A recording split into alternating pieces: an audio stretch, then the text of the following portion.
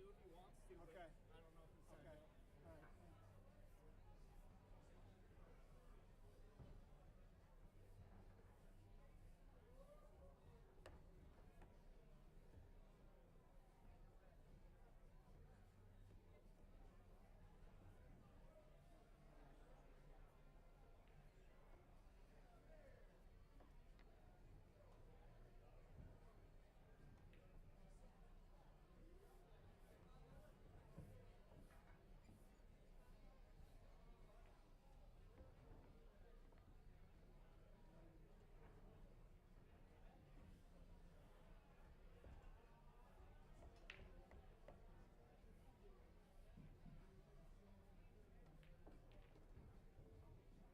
All right. CRs Sportsbar is Friday night. It is time for the Friday night meat raffle. Come on up and pull that booth. Our meat raffles are $1 apiece. $1 apiece to win a great selection. We're trying to get you 3 or 4 rounds of the meat raffle. Anyone can play, so come on up. $1 can get you a great selection of meat.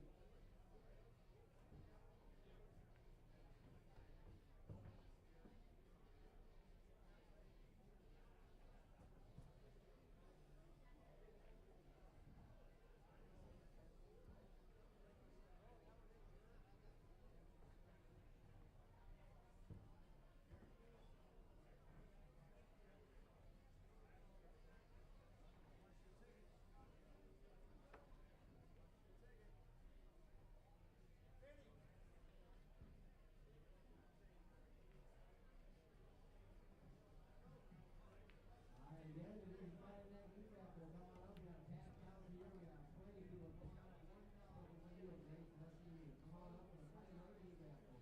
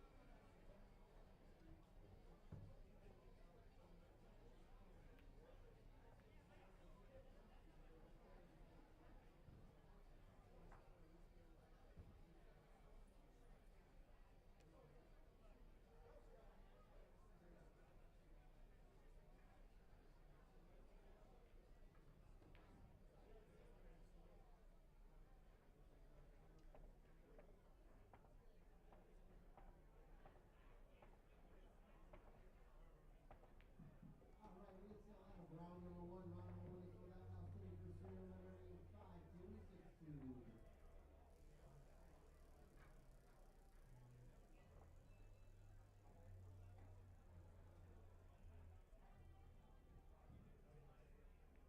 All right, our first winner tonight is number 17. If you got number 17, come on up to the pull tab booth and get your selection meat. At the same time, we're going to be selling for round number two.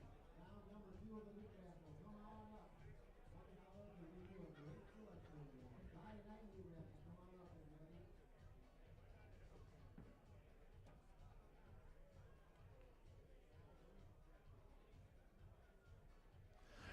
All right, folks, we're getting ready for the second match here coming up real soon. Thank you, as always, for tuning in. This is Mark Weaver in the booth at CRs Sportsbar, of course. We got Jerry Johnson hopping in and out. We had April the Grinder Larson as a guest commentary for a little stretch. I think she'll be making another appearance back up here in the booth. And we're getting ready to go here pretty soon. It'll be another race to 11. The winner of this match will punch their ticket to the finals to play Zach, Boss, and Dan Key. And you win this one, you're guaranteed $6K. The finals will be, I believe, I can't give you a date. I haven't asked Jerry that. I will apologize. But winner of the tournament will get $10K. Second place, $6,000. So Race to 11 BCA coming up real soon. If you have not hit the subscribe button, please do. We're getting closer and closer to that mark where we can monetize the events that we're having on the stream here. So I've said this before during Thanksgiving, and I'll probably say it a couple times more during this match. If you are on holiday break already, whether at college, et cetera, or whatever, and you're home, or if you're at Grandpa and Grandma's, log on to their computer and go on their YouTube and hit subscribe. We love the support. Thank you so much. But if you're somewhere, hit the subscribe button. It'll get us up to that number, and we can start throwing money from monetizing towards the events. And with that monetizing, there will be opportunity for subscribers to get your name put in the hat. So I'm working on that, getting the details worked out, and me and Billy have been working on Jerry, hammering him on that. So he's coming right back now, so we'll keep that all between us for right now, all right? But if you are anywhere where you have family or anything like that, feel free to log into their computer or their tablet or whatever and hit the subscribe button. But we appreciate it. Be right back in a couple minutes. If you got a smoke, go smoke it. If you got a drink to make, go ahead and do that. But we'll be back here in just about a minute or two. And thanks, as always, for tuning in. Those of you that are interested in the Friday night tournament, the side jackpot is around $2,500. And that is going to start up here in about an hour. So if you're looking to play and going to come on the way, feel free to give a call in too. I'll be right back in about 20 seconds.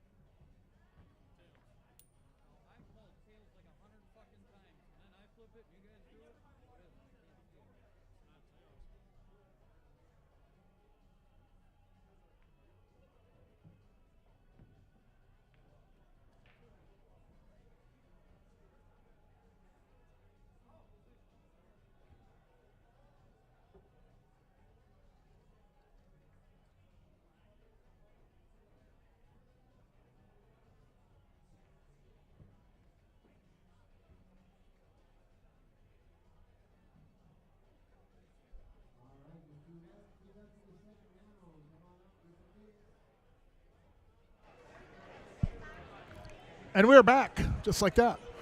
But we've got TJ Steinhaus, Josh Wallstrom. Josh is a sponsor here on the stream, too, Refuge Roofing and Siding, sponsor for quite a while. So anything that comes up with that, feel free to give them a holler. TJ Steinhaus, of course, the revered, and at some point again, I will splash holy water on him just to see. Gave me a shellacking during the MVP tournament for IVA, just destroyed me. And that's not uncommon when you play TJ, man. If he's breaking well, you might as well just sit back and enjoy the show. Upper right corner of your screen, you'll see Gene Albrecht with the earbuds on, the headphones, not earbuds, those are actual headphones. And Vince Garcia, his partner. So here we go. Race to 11, BCA rules, second half of the doubleheader. The winner of this, guaranteed $6,000 and a shot at the finals for the 10K.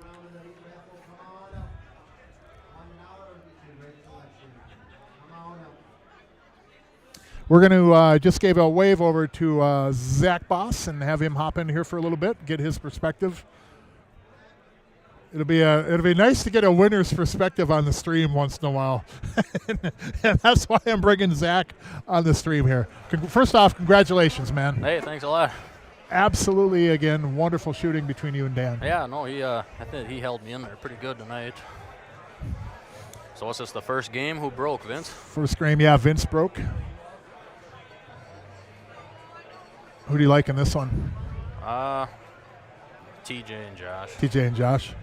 I don't know why.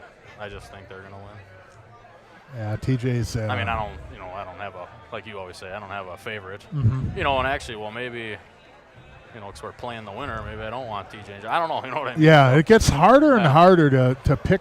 You know, who's going to win in some of these matches, but I will say that you and Dan, if I had been wagering on them, I'd be ahead pretty good right now. Well, that last match, if you would have asked me at the beginning, I thought that was going to be like game for game, hill, and then they didn't. I thought Trent and Rob didn't bring their best stuff for sure. I play a lot with Trent and Rob, so it was pretty nice. They kind of took their foot off the gas tonight. It seemed like they were a little bit out of sync. Yeah, they were. And when we're some bad, we had a couple misses. They had a couple bad decisions, which cost them. I thought they could have chose other options a few times. And that usually, when you're out of sync, that's usually what happens to, whether as a team or as a single player. If you're out of sync a little bit and things just aren't, the gears are a little rusty, things just ain't going very well, it's very easy to make a bad decision. Gino plays a lot of pool, man. Yeah, he just plays so consistent, and he puts the ball in the right spot every time. I mean, I like here, shoot this coming between the 8-9. And you either got the 13. Yeah, so I like coming up for the 13 right now. You just come between the 8 and the 9. Yep. And then you can go 1-2 rails for the 8 on the same side as the 9. Yeah, take the 9 left side, go to the side rail, upper end rail if you have to, and then. No, he's gearing up here. I don't know what. I hope he's not trying to draw around the 9. Oh no, he's doing what I was doing. Oh, he just clipped it. Well, it gets a little bit more interesting. I think you can still cut that, maybe, right? I don't know. Yeah. I think, or up top. It's hard to tell. The 9 goes from there. You could go 2 different routes, in my opinion. You could go to the side rail, end rail, naturally come up for the 13. Yep. He could hit it with inside, which 13, I don't like as 13 much. Where though? 13 in the same pocket. 13 in the lower right corner. Oh, I see what you're saying. Yeah, hold it and come up behind the 8 kind of and shoot the 13 down by Gene. Seems like a natural path that way, but there's also a way to go inside, go to the upper left side rail, up to the end rail, and back down. I don't know if I like that one as much, because if you get a weird angle in that 13, it might be a little bit tougher to get back on the 8 ball. I like what you said first, the 1-2 and then 13 down in the corner by his hand there. At least whatever you're on in the 13 there, you can either slide over to the left of the 8 ball, take it in the upper right corner, or draw back and take the 8 in the side. Yeah. If you get kind of a weird angle taking the 13 in the side from going to the 9 on the left side of the table, you might not get back on the 8 ball very easy. Vince was telling that sit. He should have said go. Yeah, roll a little really more. Yeah, make it a lot easier, wouldn't it? Yeah. Gino's pretty crafty here, man. I wouldn't be surprised that Vince will have a fairly easy shot in a 13. Wonder when he chooses what balls to measure. I don't know that science behind what he does on that. He showed me before. It works. It's right on with his system, but it's just another way of you still have to aim the way he does. So he does a measuring, and then on his cue, actually his old cue, I don't know if he does this, he has a tape marked on his cue so he knows exactly where the measurement is, And he's like, okay, well, there you go. It's 9 inches, so I know it's a third ball. I'm like, well, how do you know it's 9 inches? To me, that looks like 8.5 inches, So it works, but it's just another thing you got to account for.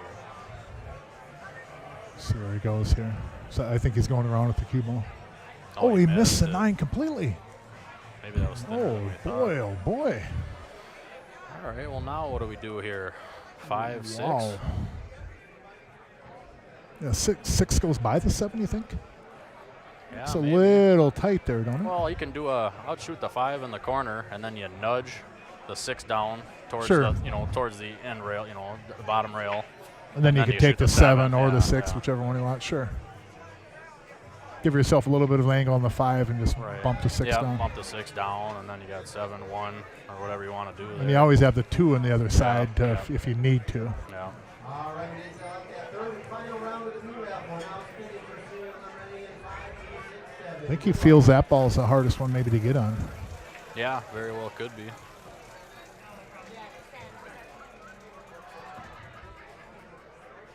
But with ball in hand, a good thing I always do, so I bet you he'll leave it in the spot we were just talking about right now. So his partner will shoot that 5 into the corner. You're right. Yep, 5. Well, he might want. Hopefully doesn't take the combo. I wouldn't. I mean, either way, but I like that 5 and just bump it, just a pinch. Is he shooting over that 9 ball a little bit though? Yeah, maybe he came up a half a rotation. Took a peek at that 1-7, didn't he? I don't like shooting the combo because then the 1 lands in front, then you gotta shoot another combo. And it's just, you guys gotten in trouble with the combo. That's 6-7. I don't want to sound like a couple couple things got weird. You know, I don't think we gave our best stuff either. So we just got lucky that we came out on top. Yeah, you had a few racks. You guys played pretty flawless, but that combo, it just seemed like it was going to go to trouble because the one ball was for sure going to float that other direction off that. Which one? The one on the end that Dan shot? Yeah, he shot the 7-6 and the 7 went up into by the stripe there. That one, and you tried to back cut, I think it. Well, yeah, I tried getting good on that 6 once or twice, and I blew it, so that's why. Yeah, you held a 3 ball in that upper corner really well. If that 3 ball if that cue ball would have came out a little bit more, you might have been straight into the 6. That's exactly what I did. I was worried about going too far, and I held it too good, and then he didn't like it. He said he didn't feel comfortable. Yep. And then we thought we were going to get back on it. That was a tough ball to hold as much as you did, too. Yeah, that 3 ball. I almost thought I missed. I was like, oh, this is going to go too far. I want him to have a good angle, and then I held it too much. There was another game, too, I think it was before that, where you guys had a 6 ball in the middle of the table, and Dan was about a foot away from it. And you didn't shoot it, and then you guys went back for it. You went 3 rows off the 6 and got on that ball on the other side. You hit that ball really good, man. That speed was perfect.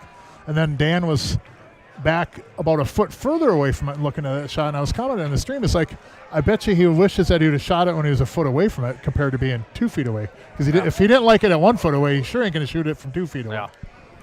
But, you know, it's just being off, you know, your angle's just a little bit weird sometimes. It just feels like a weird shot, don't it? You're playing for the money, and then in practice you drill it, you know, every time, and then you just get a little nervous. You play a little tight. And, Yep. Speaking of that, I think they didn't do what we said.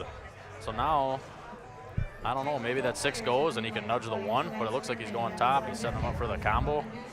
Well, I guess if I was going to leave somebody a combo, I'd probably leave TJ with the combo. So maybe not a back cut combo, though. Yeah, back foot over the top of a ball. He might have been well enough to do a safety right there, even roll into the 7, put the cue ball up on the 1-6.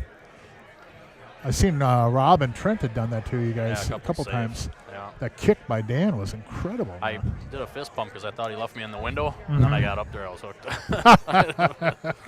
Well, we said on the stream jokingly that if you kicked in the 8 ball, we were going to call the match at that point. And then I barely even hit it. I almost missed the whole ball. All right, he's got to hit this with a little pace because I think he wants to go over the other rail over there, right? Looks like he's going to run into the 6. So. Is he? Okay. Oh, no, he didn't. He avoided that, too. Okay. Wow, what a shot. Yeah, that was a good shot.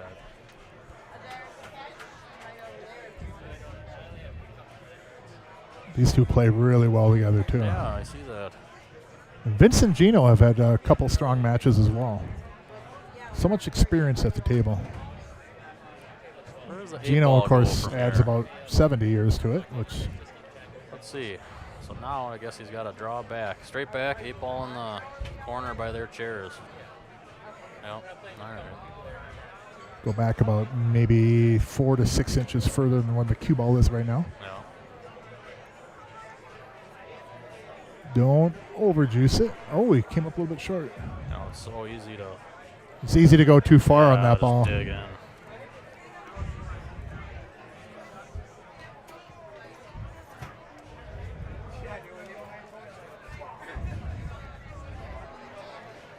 Are you jumping into the Friday night tournament too? Yeah, I might, yeah. If you want anybody to stake you in that side jackpot, I got the $1 in my pocket the for $1 you. bill. Yeah, I got you, bro. Just putting it out there, so. Yeah, no, I think he makes this, no problem. Yeah. Should be up 1-0 off this. Yep, nice good shot. So race to 11, BCA rules. This is the last match of the night, and the winner of this, again, will be guaranteed $6,000. They'll be playing Zach Boss, who's on the stream with me right now, and Dan Key, who had won the previous match against Trent Miller and Rob Schiaffino. The winner of this tournament, again, gets $10,000. I see them guys were in here yesterday practicing the break a little bit. TJ was giving them some of his mind, a little knowledge. I like what they're doing on it too, having TJ pick the suit and do that first shot. You know, that's almost just as important. Well, obviously you got to make a ball, but if you got a guy that's breaking good, you know, it's such an advantage, you know, to have TJ shooting first, especially, you know, because a lot of the times it's that first shot that, you know, dictates how if you got a clustered rack, how it's going to go. Can open up the table real easily by taking the right ball and sometimes shooting a little bit lower percentage shot than a lot of people want to take. Well, it's a good leave.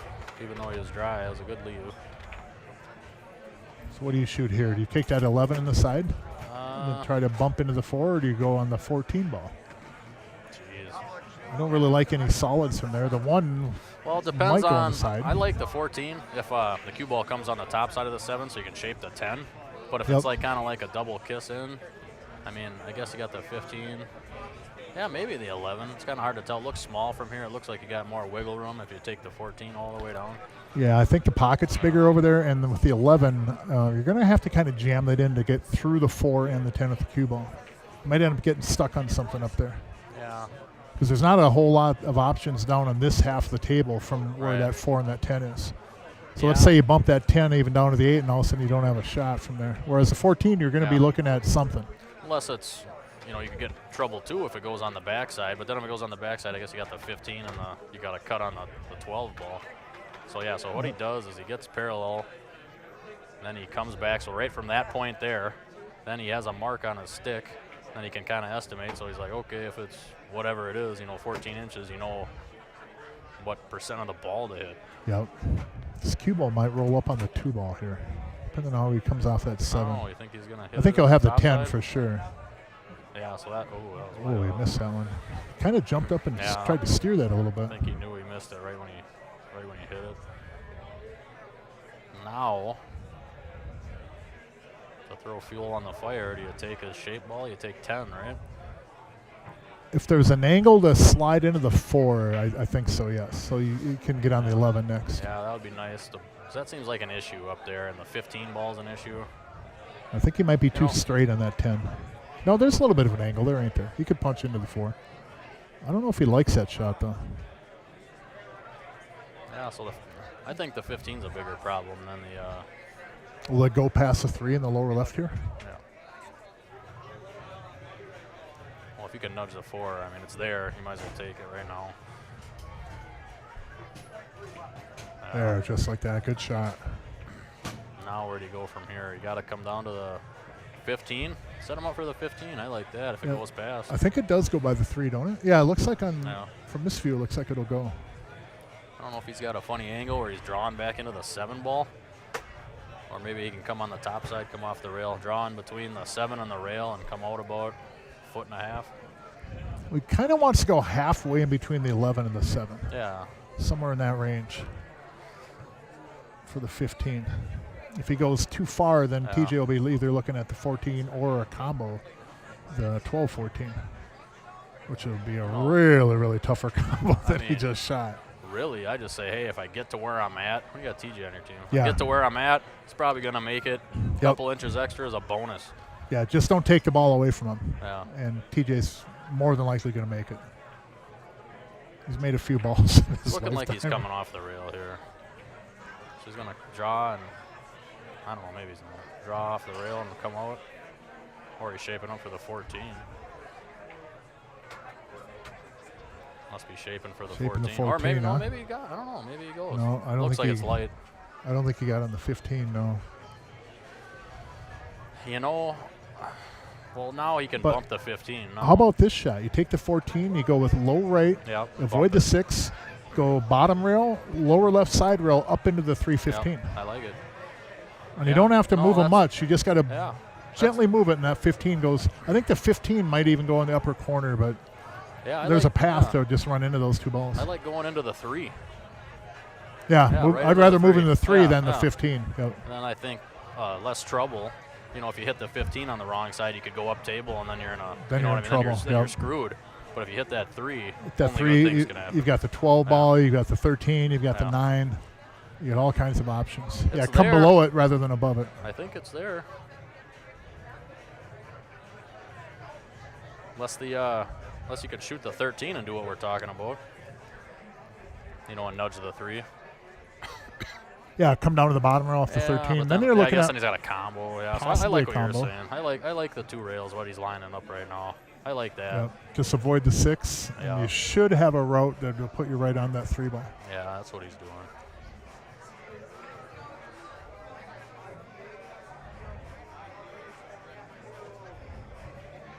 Uh-oh. That ain't gonna do it. Oh, boy.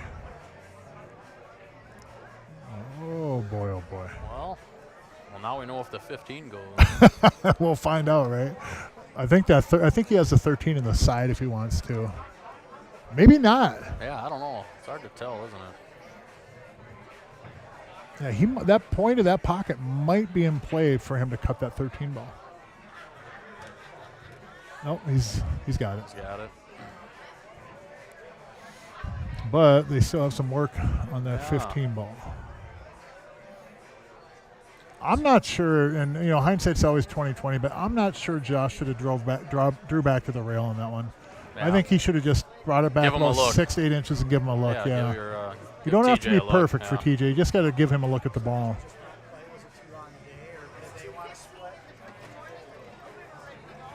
Sometimes you get unless he didn't see that and he was trying to shape the 14. I don't know. Well, sometimes you get a player, and this isn't knocking on Josh, but you might have a lower rated player where they're used to not wanting to shoot the 15 from a weird angle.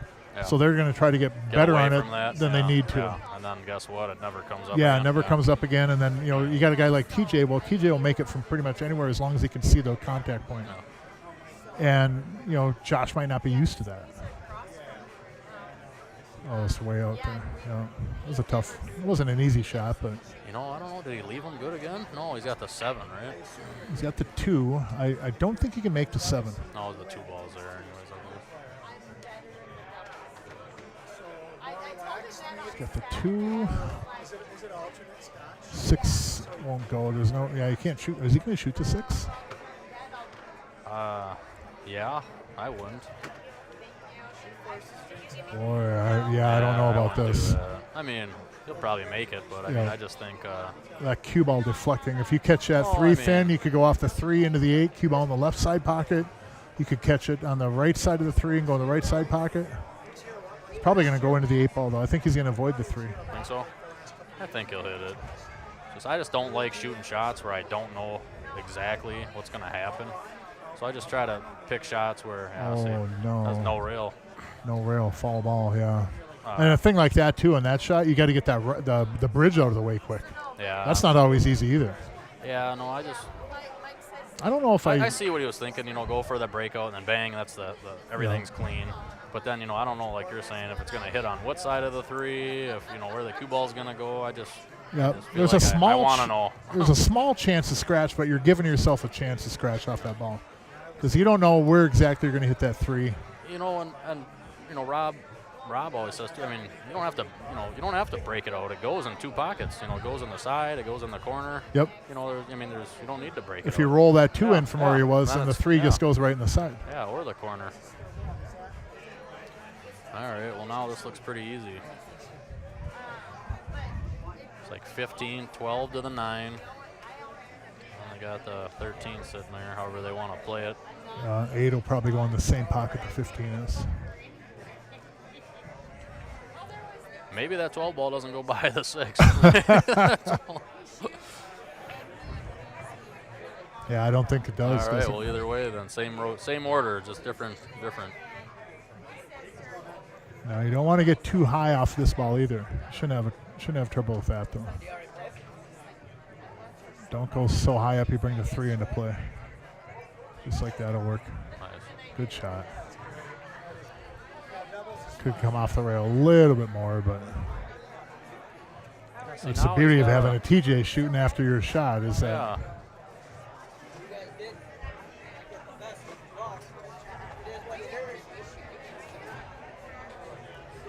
I wonder if he's going to roll forward and then. No, he's slowing it down. Nice. Yeah, just now stop shot. So it looks like to me like the angle's a little funny. Yeah. You know what I mean? So then, don't try to get perfect. I'll just, right now, just do a stop shot. Even if it drifts over, Yeah, I think he's going to go into the rail, though. Avoid the 7. You'll be a little bit longer on the shot, but you got TJ shooting. I always think the first few games in the match are just a grind. If you can just grind it out, then the team's playing catch-up. So I wouldn't force this over and try to come. If you bump this 7,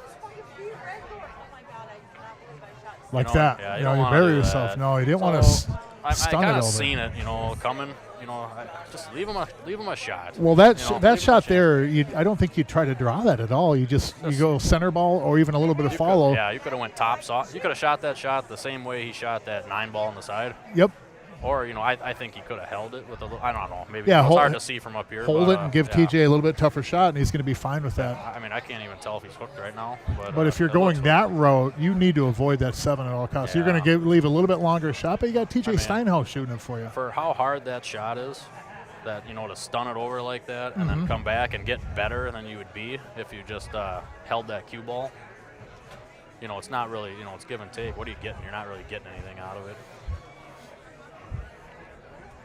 So I don't know what he's doing. Is he trying to kick in the side pocket? Yeah, and then you got good things could happen. You could go off the 2 if you hit it a little bad. It could go in, or you could kick it straight in. Cue ball could come off that 8 ball and scratch in the lower right corner too. No, what is he doing? I think he doesn't look like he's kicking. Is he cutting it? Maybe you can see it.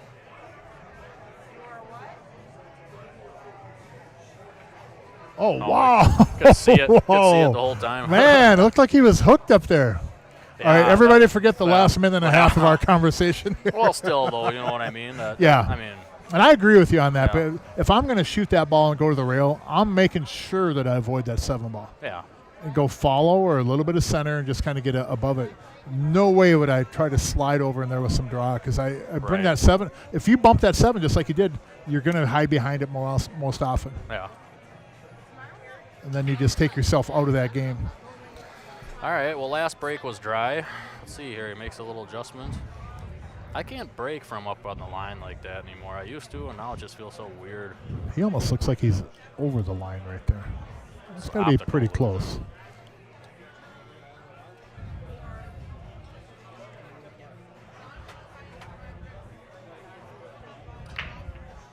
Sounded solid. Yeah, it did. Nothing going, though. Which isn't unusual on this table. I swear on this table, if you hit them really square, sometimes they don't go in. I don't know. I like stripes a lot here. Take the 11, roll forward, take care of that 13 in the side, and then roll up a little bit. Get in that 12. 12 leads you back to the 15. I mean, it's just wide open from there.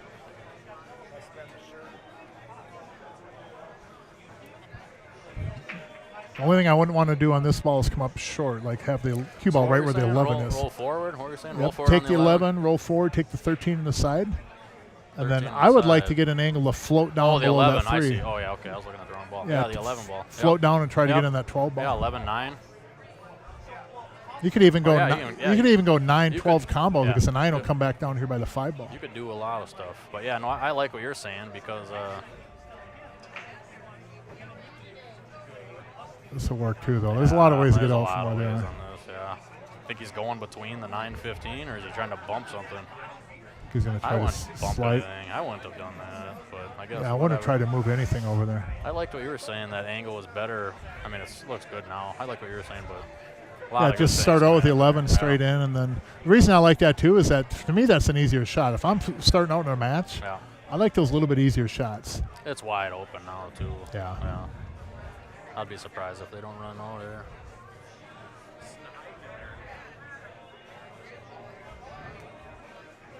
That'll work. I like saving. Nick Hansen in the house. So I like saving that 10 ball for. I mean, that's the only thing. Save that 10 ball for the 8 in the side. Yeah. Yep. So really one. Yeah. Stop shot. Stop shot. Stop shot. Stop shot. Key balls will be the 15 ball. Yeah. How they get from the 15 to one of the other balls. Well, I think if you stop this here. Then 14. Then stop the 14.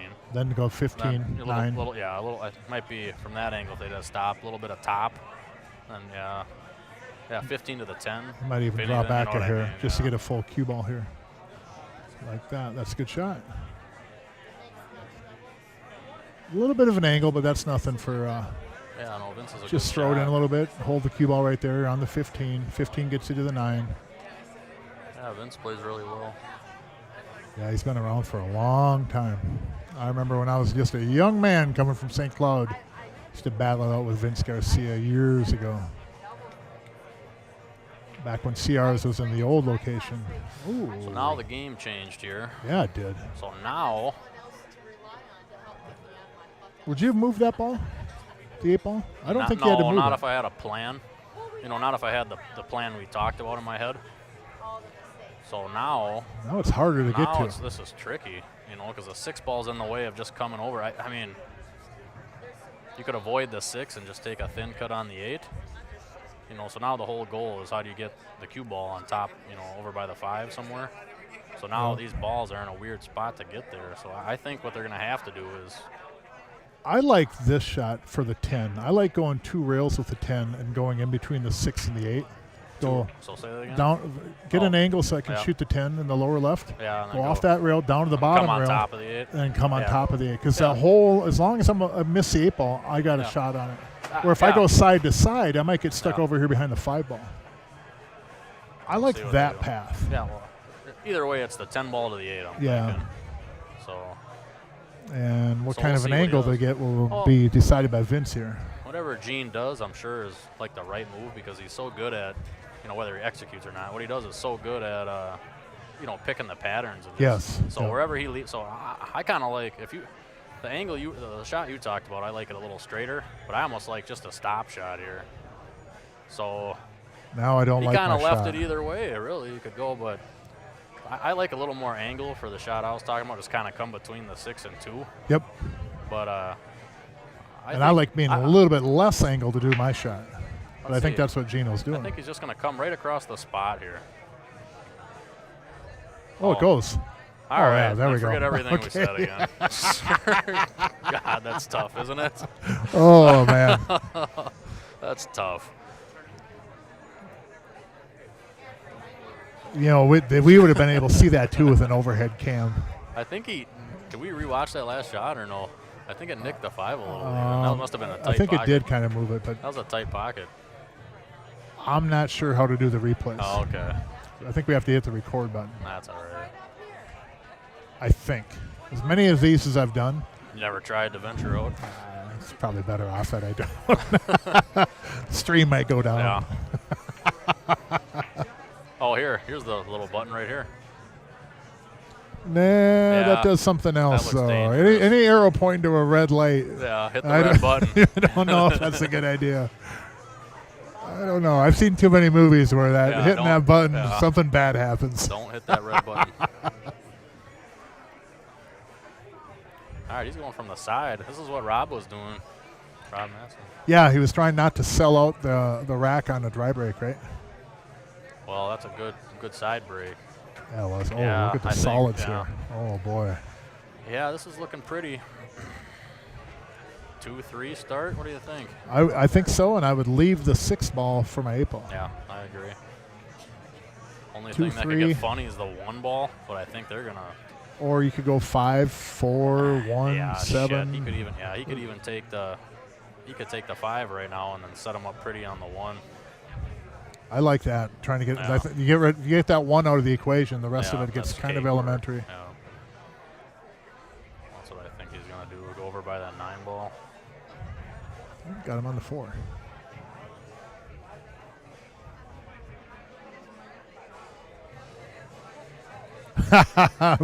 Barry Sertigran. Don't, in capital letters, hit that button. Take it from a radio guy. Don't hit the button. Don't hit the arrow that goes to the red button. Don't hit that button.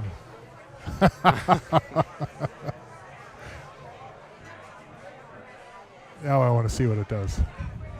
You've piqued my interest, Barry. I want to know what it does. See, this is surprising to me. I don't, you know what I mean? That's kind of a weird angle now on that ball, ain't it? Yeah, I mean. I kind of thought TJ would have tried to get in the 1 from there. Yeah, I thought so too. Or maybe he was thinking, I don't know. Maybe Josh gave him a little bit of a weird angle off that 4 ball too. Did he come back with that cue ball a little bit, or did he just stop it? Kind of stunned, drifted it over. Sometimes that's hard to do. Get it to stop and sit in that certain spot. If you're off in your aim a little bit, it'll float on you. It'll move a little bit. That's going to be too much. Still got to take it though. Cuttable. I mean, it's fine. 2 in the side. But yeah, it's not where you want. But yeah, that's fine. If I'm playing 1 pocket, I play the 1 off the 7. Would Would you? Yeah, and then float up, put the cue ball over there by the 2, protect it. I and then just come like back for the 7. straight top, the little inside. Just let the cue ball bounce past the side pocket. You go up there. above the right side, Yeah. right side Right pocket, side pocket, up on that rail. and shoot Yeah. the 2 next. Take your medicine. If you can, Hopefully you leave get them an angle where you get on the 7 Yeah, and leave come them back an for the angle. 2. You know, so you want to be. You don't want to be short. You want to always take in the 6. He's going to shoot the 6 from here. Yeah, I'll take the 1 right now. I think so too. You might not. Yeah, I think this is harder than the 1, especially jacked up, and then. Should avoid the 8 ball with the cue ball. I mean, at this point, you almost want to nick the 8 ball a little bit. Oh, wow, use the whole pocket. Well, that'll work out. Well, no, I think you're in the same spot, you know, so now you got to use that 2, which would be nice to get on the 8. So that gets eliminated because you got to use it for shape. I think TJ should shoot the 1 here, though. Put some inside on that, go down to the bottom rail and get up on the come 7. up and bump the 9. Because the 2 is going to have to get you to the 8. Yeah, that's a good call. If you shoot the 7, you're going to move the 1. And I think you can hit this with moderate speed and put inside and still get on the 7 from the 1 Well, ball. if he's worried about hitting something and hooking. Maybe hitting the 13. He ain't going to go over that far with it, is he? I don't think so, but I mean, if it was easy, he would have shot it already, right? Because, I mean, that's no doubt. Yeah, he's going to have to take it. Now, does the 1 go? Oh, I see. He's going to try to avoid the 1. He's going to try to avoid it and draw back. Looks to me, it looks like it's too much of an angle to do that. You don't want to nick this ball or you're in serious trouble. Okay, he did. Yeah, Got it out that of was it. good. Yeah, nice shot. That was good. Yeah, hit that good. Now, how straight are you? Oh, I guess the 2 goes up in the corner. Don't matter. These guys are doing a good job of getting out when they're supposed to.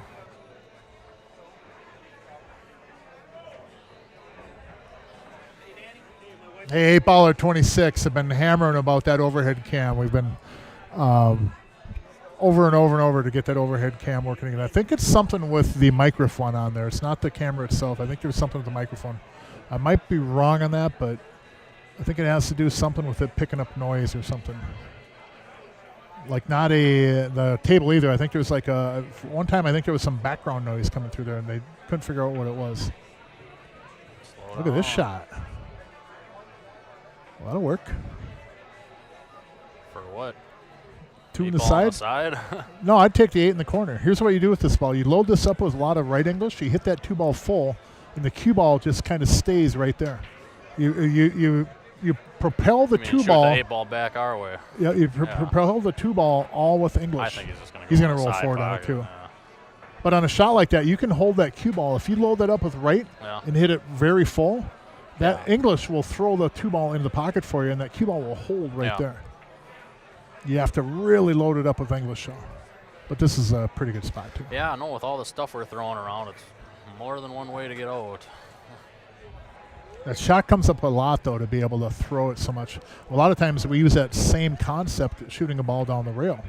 Hit it with some outside, and we kind of throw it in. Yeah. It's the same concept to shoot that 2 in the side. Load it up with right. Hit it left of the contact point if you're going to cut it in a lot, and that English will be enough speed to throw that in. You don't have to hit it very hard. Yeah. Like rolling forward, you just put a lot of English on it. The English will give that object ball enough to get to the pocket, and that cue ball will sit like right there. That was a good out. Yeah. 3-1, race to 11. Live at CRs Sportsbar with Zach Boss in the booth. Friday night tournament starting up in about 20 minutes. You still have time to sign up or give a call if you're on the way. And the jackpot on that is over $2,500. Let's see if he makes some adjustments here. Hit him good last time. Nothing went in. He can get a little more pop.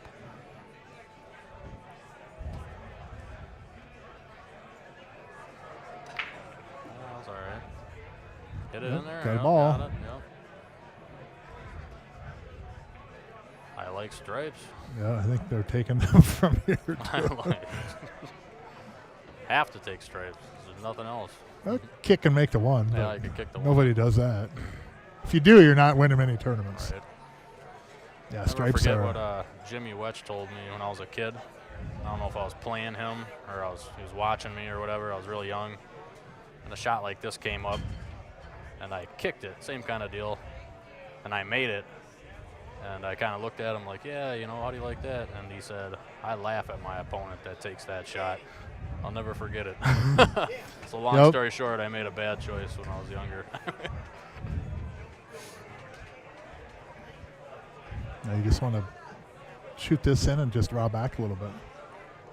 If you don't like it, take the 12 and then come back for those balls too. You don't have to take that right now. You don't have to. I like drawing out. I like taking that. You could take the 9 and you could get a better angle if you want on it, and then let TJ make the decision over there. Leave Nothing him wrong with tougher that. shot. But it looks like he's straight enough on to just. I like taking the 13. Is that I what do it is? too. Yeah, Shoot it and just draw it back. out, draw it out. It's all right if you nudge something a little bit. It's all open down there. Yeah, that's fine. 9-15, right? Sorry. Oh. You're keeping it warm for me. Yeah, the 9 ain't bad, but he is shooting over the ball on the 11 ball. He might even, you could maybe even back up the 11 and bring the cue ball back up table. But if I got TJ's stroke and I'd probably just shooting the 9. I like coming, a diamond past center. So I like if you come over, about where that chalk is, kind of right by that line. Because even if you come up short, yeah, he's not back going cut that it. route. But even if you come up short, you got all those balls down table too. Yep. 15 will go if he wants to, up in the upper corner. He's going a different route though. I like that shot. 12 gets him on the 14. 12 gets him on the 14. It was black, right? And I go like this, and then you just wait. Yeah, just he a wants little the draw 12 back now. a little bit. Draw back a ball or two, and I wouldn't take that ball now. No, I like going to the 9 to the 12. 14. And you can just get such good shape. Yep. I don't want to say the 8's blocked because maybe it goes right by, but it looks like it's blocked. Oh, boy. So now, maybe it goes by the 4, but I don't think so. Yeah, I don't think it does. Just a stop shot on there and then take the 9. 9 leads you to the 12 easily. So now and then you the 12, you're right on the 14. So now you got to get. So now do they have to go Oh, 12, boy. 14, and then you got to somehow shape the 8 with that 9. It's going to be tough. So.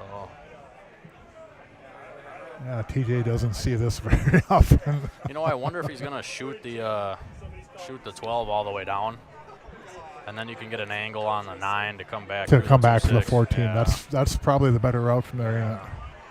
Yeah, take it all the way down the lower right corner. Yeah, I think he might do Get that. on the 9 and then. Because it's just such a funny angle, unless he can draw it back and get that same angle on the side. But it looks like he can't hold it, and the cue ball's going to come down. Wait, Or he could Josh bump the, I is don't know. kind of working against TJ on the patterns a little bit here. Yeah, it's tough. He's making it a little bit tougher for him. Even two good players might have a plan in their, two really good players on the Yep. team might have a plan. You even hear those, I like when they're mic'd up on the Moscone Cup and when they're doing Talking the over partners. there. Yeah, and then you can always hear them. Sometimes even those guys argue, or sometimes someone will give advice and they do something different. Yeah, I like drawing back. Or he could just say, hey, I'm leaving you straight on the 14 here and give me something on the 9. I'll see what I can do. But I like shooting that 12 all the way down. Yeah, I think you get on the 8 better from the 14 than you ever do on the 9. But looks like he's jacking up. Maybe he can draw it back. Draw it back and get the angle. Kind of hold it there. Oh, no, now he's he's shooting slow it. rolling. Well, I don't know what the hell he's doing.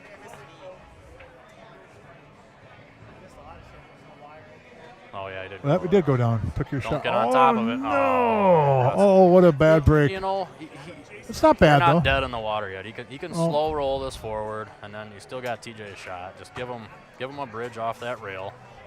Don't do anything crazy here. Just give him a little angle is all you got to do.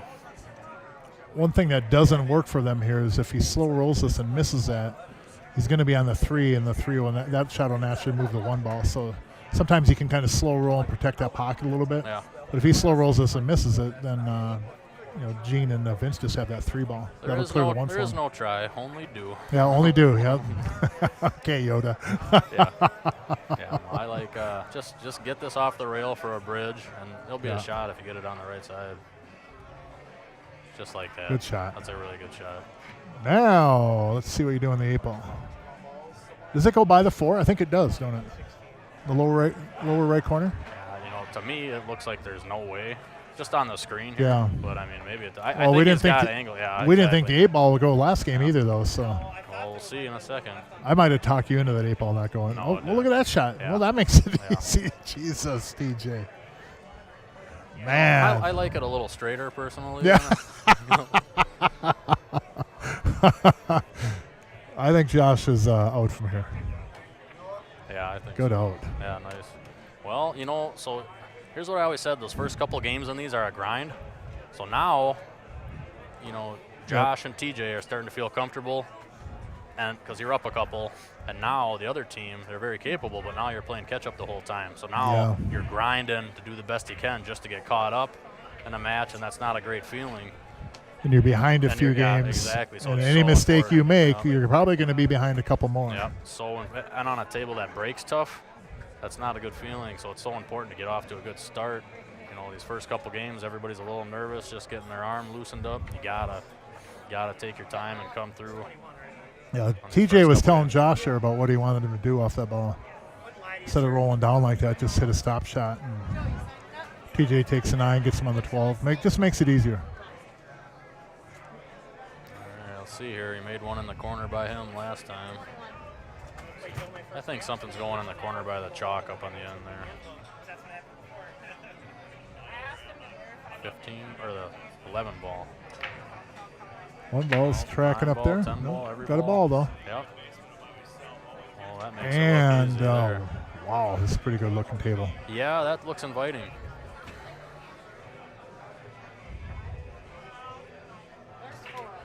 Wow. Yeah, I'd be surprised if he didn't shoot solids here.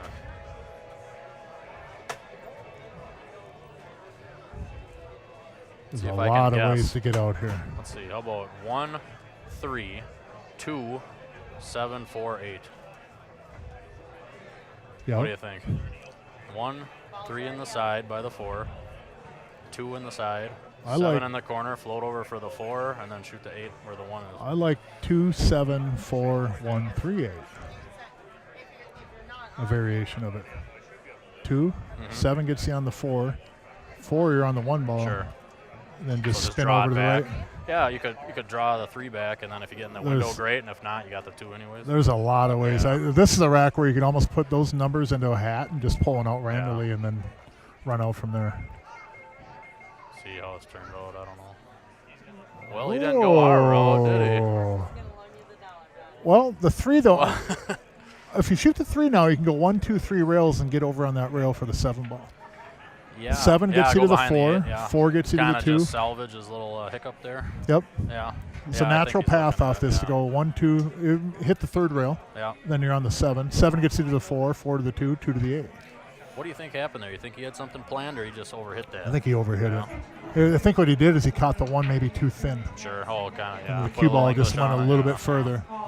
So many times when we shoot a ball like that, we're like, oh, I hit it too hard or I hit it too soft. But the variable that really matters a lot of times is how thin you hit the object Yep. ball.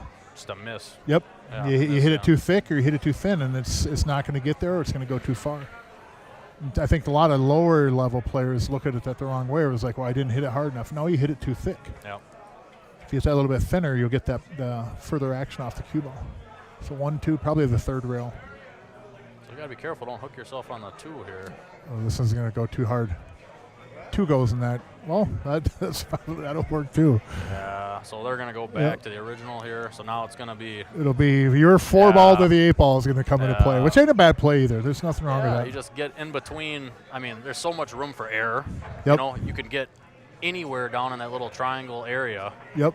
You know what I mean? Because then you can shoot the. Oh, he's the going arm 7 up to the table. 4, 4 to the 2. No, he's just thinning it. Yep. Thinning the 2, right? Nope. 7 No. to the 4 and then 4 to Okay. the 2, which that's a really. All right. Yeah, I mean, so like I also so much air. So this would be perfect. You know what I mean? You could shoot the 4 up table. I mean, either it's fine. Yeah, Then if you got it- to do less work, just a stop. And like shot. you're saying, if you took the 2 there, then the 7 from here, you can get to the 8 too. Yeah, no, multiple I like ways. it. I like it. There's a lot of good ways. It looks good. Don't go too far. Yeah, that's fine. Yeah, it's a good shot. The last shot that he floated that way, he went too far too up there, far. but still, they'd still get out from there. It was a good out. Very nice. They're starting to pull out. I like ain't they? that 4 though to the 8, like you're saying, because if you Yeah. get to where you got to go on the rail with some inside right, Then it goes up towards, gets you on the 8. If you want to back cut the 4, you could float up to the rail. Yeah. There's so many ways to get there. 5-1, that's quick. Yep. And these two are starting to kind of get on the same page a little bit more. Yep. Hey, you can always tell when they're clicking. Everybody, again, thanks for tuning in. We appreciate the support. Make sure you hit the subscribe button if you haven't already. If you're at any of the relatives' house, jump on their computer or tablet and hit the subscribe button too. We're so close to hitting that monetization number. It's not that far away, and once we start doing that, any money gets thrown back into these events, back into the tournaments. So we're really close, and thanks for the support. Hit the thumbs up, thumbs down. If you like the stream, hit the thumbs up. If not, thumbs down is okay too, but at least hit the subscribe button. All your devices at home, grab the kid's tablet, hit the thumbs up on here. Yep, hit them all, hit them all. If you're at Grandpa and Grandma's early grab for the holiday, too. go in there and hit the subscribe button. They won't receive spam. They won't receive a bunch of emails. So just get a notification when we have matches and stuff. Get enough likes. TJ said he'll fight a grizzly bear live stream. Wow, that's a bold claim. Little Jackie Moon there. Good promoter in here. TJ fighting a bear. Dang. I wonder what kind of numbers we get for that. I think a few of us would probably go to prison. But depending on how it ends up. TJ's victorious. Nobody's getting in trouble. However, if the bear shreds TJ apart, then a few of us might be in trouble. Who thought that? How did TJ come up with that anyways? What were you guys talking about for that? TJ Steinhaus versus a bear death match. December 31st, 2024. I'd put money on TJ. He'd shoot his way out of that too. Looks like he likes a combo here.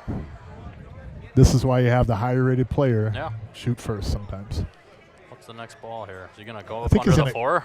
Come down below the 4 Hit and the then 4 ball? try to go up into the 4 and get on the 12.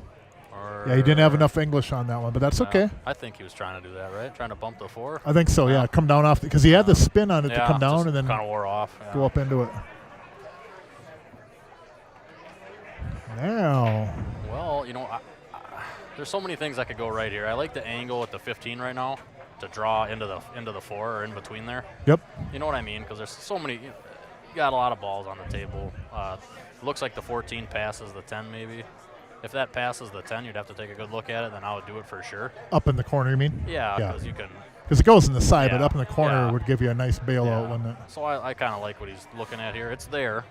You know what I mean? Otherwise, you could set TJ up for a combo, but that's,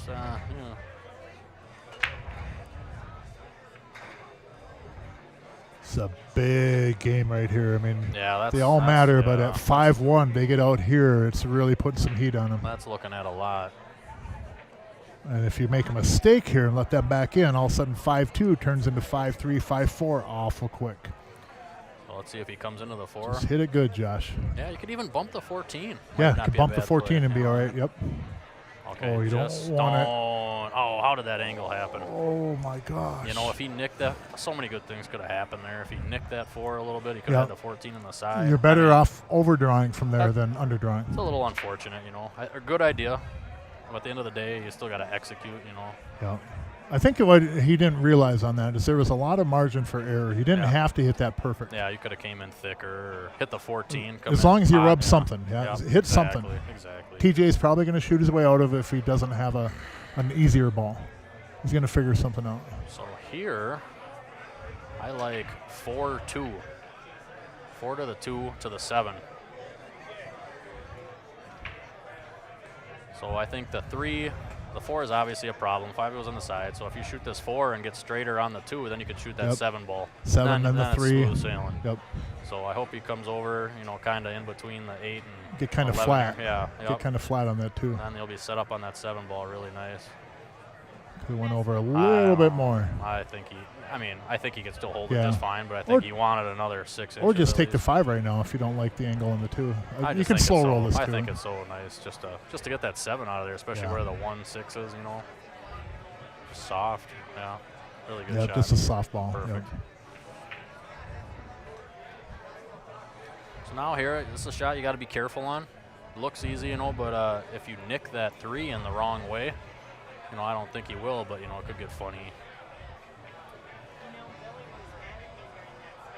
Perfect. Oh, good shot. Looks like he's trying to shape the 5.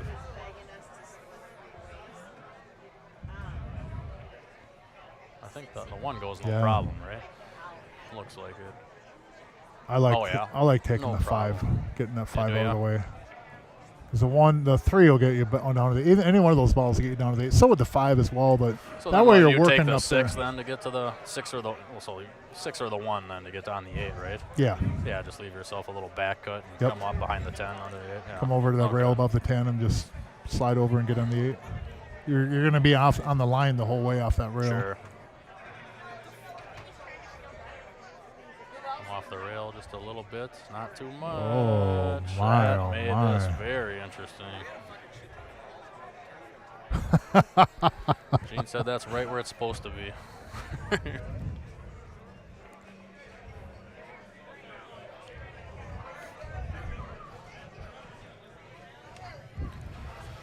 When you gotta hit just really thin like this, just makes it a little trickier when that cue ball's mass aim just ever so slightly. The English, the swerve. It's easy to throw this ball off Yeah. a little bit, yo.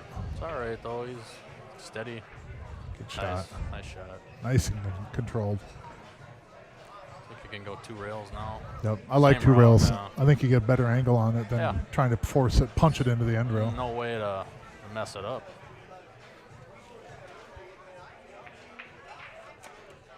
Perfect. That was a big game. Yeah, it was 6-1 that- to 5-2, and if they put a couple together, it's Yeah. even Steven again. So it's 2-5 now after you make. Oh, I shouldn't say that. I think he will. So let's see. So 2-5. Now I'm thinking, hey, you know, you break and run 1 or 2, you're only down a game, you know. But then Yeah. before, if it's 6-1, it's like, hey, Yeah, now, you were now ju- we're doing some thinking. You were just down, looking at being down 5 games with Yeah. your opponent breaking. Yeah, that was a big game. That was huge. That was the my hope's not gone yet Gene game. Yeah, that was a big game. So 2-5, race to 11 at CRs Sportsbar in Coon Rapids, Minnesota. There is Friday night tournament's probably getting the draw. So if you are looking to play, see you next Friday. You're probably not going to get in, but if you do want to play here, tomorrow they have the MPA Christmas tournament, and there is a C division, B division, A division, and the AA Master division. So Plenty of room. Winner of this match here on the stream gets $6 grand. Winner of this is guaranteed $6 grand, just like you and Yeah. your partner were Dan were guaranteed $6,000. Well done. That was a nice break. No reward, you know. Sometimes oh, look at that. Oh, look at that That's the cue reward. ball. Man, oh man. All right, I think TJ's gonna. If you don't like the spot, you gonna leave him back in there? I don't know. It's kind of hard. What do you do here? You could thin the 10, put the cue ball right back in that same spot. I wonder if there's a big. Yeah, I think he'll play it safe. I'm just throwing stuff out here. I wonder if he'll kick at the 1 ball. If You you know what I mean? 'Cause wanted, there's so much. If you 2 rail it, you know what I mean? yeah, Kind of like hit down by, you know, just a little bit further than his hand on the table, his fist, and then if it, I feel like that's a big ball to make, right? it should open up the He's not pocket gonna for the do 2 that. ball, but Looks yeah, like he's play gonna safe. Leave him in the spot you are if you don't like it. Don't leave him the 9 ball though. See if he double hits it. Yeah, there Oh, we that's go. good. Nice shot. Took away the kick for the 1 too by going there. Man, that's a tough spot there, Gino. I think they're gonna keep doing this for a Oh, look at minute. Gino. He says, "Oh, you go ahead." I think they're gonna keep doing this now. What do you do? Leave him in the same spot, right? I think so, but at some point somebody's going to lose that battle. He said, "Gene, you gotta go. I broke." Yeah, that's right.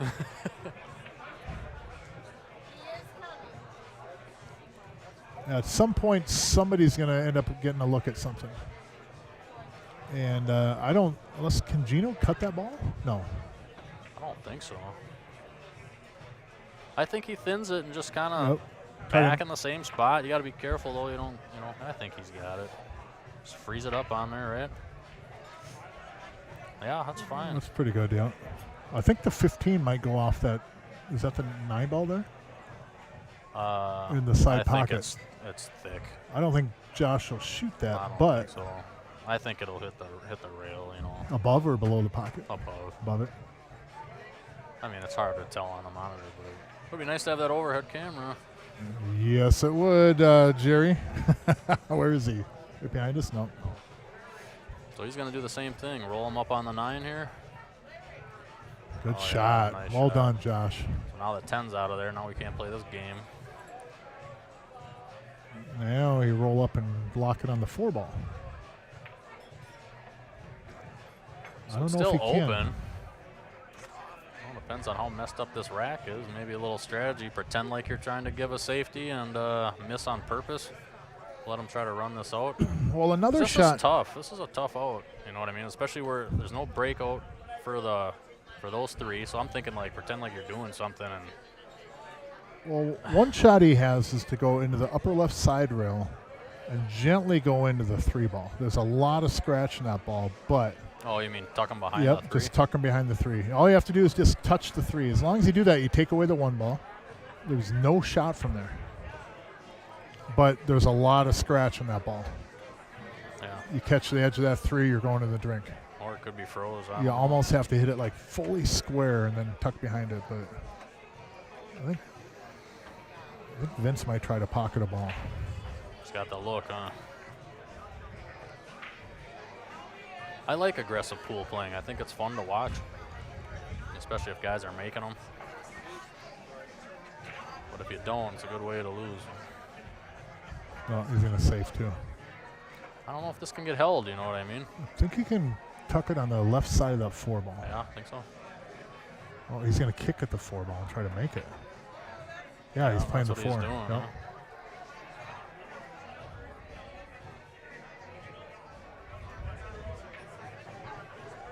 You know, if they can. So I don't like this because of where the 10 ball is. You know, that's a breakout ball then because the 4 is out of the way for that cluster. And then the 11 goes in the side, and then with that cluster broke up, you'll find a way to break up that ball on the 1 down there. Yep. So now if he has a shot on the 12, well, he moved the 10 a little bit, so now it's a little trickier.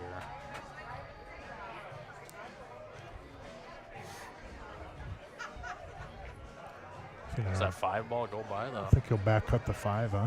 I don't. From here, can he it looks make like it this- doesn't go. I think he can make the He's 7 looking from at it. there. You got a. Does that 5 go in there? Yeah, it does. Yeah. So he's Not gonna it's go not off the easy 1 from with there, the though. 2. Yeah, the 1 ball instead. Yeah, he's gonna I think go he had off the rail. I think he had the 7 ball. Oh, it too. goes. Oh, it was open, so he could plow through it. I forgot it was open still. 2 still tied up over there. Yeah, that's tricky.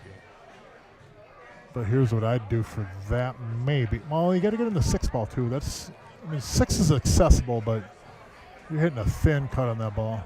If he hit the 7 now and stop there and kind of get the cue ball off the rail, you could spin off that 5 ball and run the cue ball up into the 2 ball. That would solve one of your problems.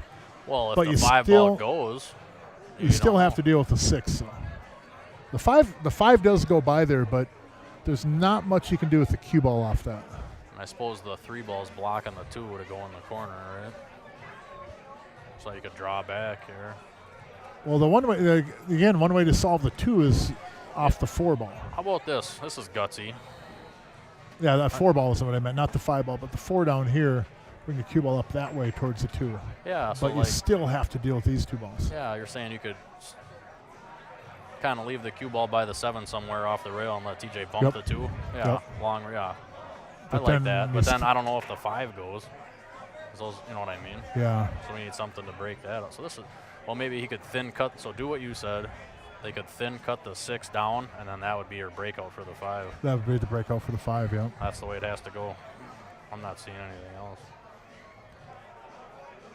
Unless they even Unless try the to, 5 goes in. maybe they try to move the 6 ball, though. The 6 is, I mean, it's makeable, but, man, that's a tough cut. Because look, Well, I at, mean, look either at how way, thin though, that is. Well, either way, you got to have an angle like that to break out the 5.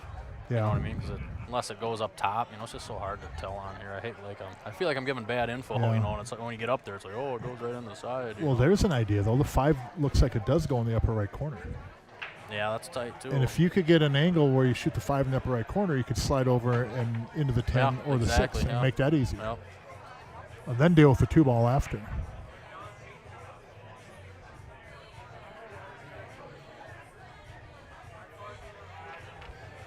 He's doing some drawing. Maybe he's drawing back into the pile back there. Drawing back, trying to draw back Just into the missed 2. It's a good stroke, just missed a little bit. I like Think he playing banks? I like playing it safe off this ball. I slow roll into the 2, put the 2 over on the rail, so it comes off the rail a little bit, and I tuck the cue ball on the right side of that stripe up there. That way I have a 2 down this way. I have the 3 over there. And they can try to safe me off that ball all they want from there. I don't think they have a safety from there. No.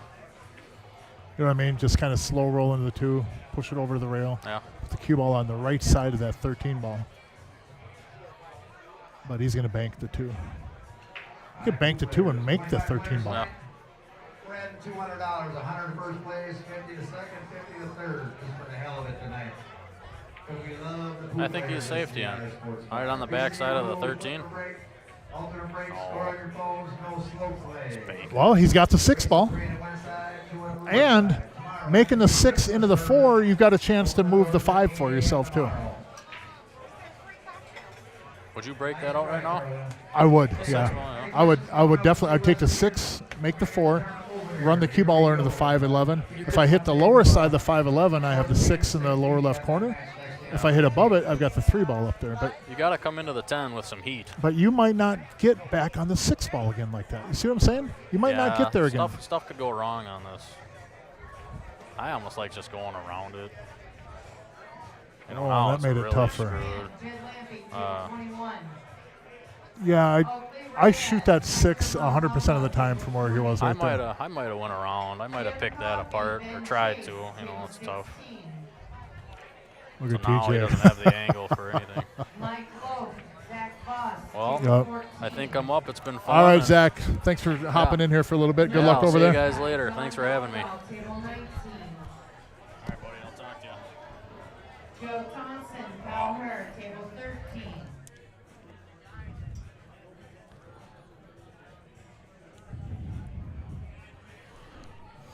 Well, that got a little bit tougher. And 100%, I'm not always right about a lot of things. I get that. But I tell you what, shoot that 6 ball from where you were, Josh. When you rewatch this, regardless how this match turns out, shoot that 6 ball. You might not ever get a look at it again. And with the 6 into the 4, cue ball goes over in the 5-11, you are golden. Now, TJ Hasselhoff here, the lifeguard, is going to have to come to Josh's rescue. And pull out something. 6 right now doesn't have a pocket. It won't bank to the right side pocket. It won't cut anywhere. And that 10 ball is in the wrong neighborhood. And here we go. TJ Steinhaus. He's going to go back across the table and back into it. Oh my goodness. Wow, he hit that so good. He almost got there too. Now the 5 does not go. And the 6, as we just mentioned, does not go. Now you're in trouble. As solids, you're in trouble. This is a spot where if I'm shooting right now, it's mentally tough for me to not think about why I didn't shoot that 6 into the 4. Those are the challenges that I deal with. I'm not saying Josh does or even any other player on the planet does. But my mind right now is full of why didn't I just shoot the 6 ball into the 4 in the combo, run the cue ball into the 5-11, and we're racking up 6-2 right now. And that's not coming down on Josh. I'm not trying to rag on Josh on that. It's easier in the booth. I don't have anything on the line like these people do. Was in the tournament before. I'm knocked out of it. I get that. But part of commentating, too, is pointing out sometimes the obvious. And in my opinion, that was a very, very bad mistake on their part. That 4 was an easy ball hanging down there in the pocket. You got a cut on the 6, and you might not have liked the cut, but you sure don't like where you are now.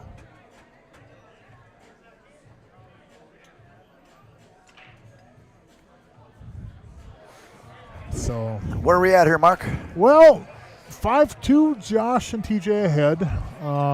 They got themselves in a little bit of a mess. A little mess? Yeah, they had a couple of shots ago. They had an opportunity to run this out. But, How'd it get stuck like this? Well, Josh had a 6-4 combo that he could have shot, and the cue ball would have ran right over into the 5-11. 5 would have gone anyways, but he shot the 3 and then nudged the 10 down on top of the 6.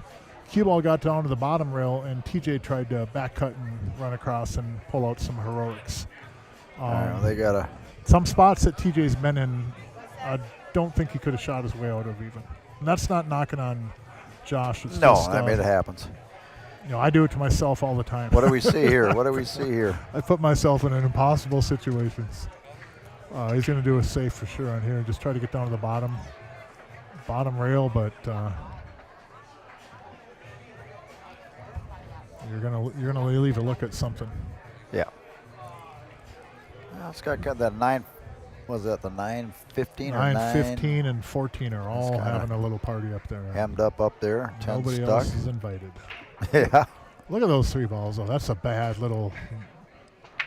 The 12 really breaks them out easily, but you got to get there. Or not the 12, the 13, I'm sorry. Now, Gino could take this 13, roll up towards the 5 ball and get that angle to break that out off that 13 ball.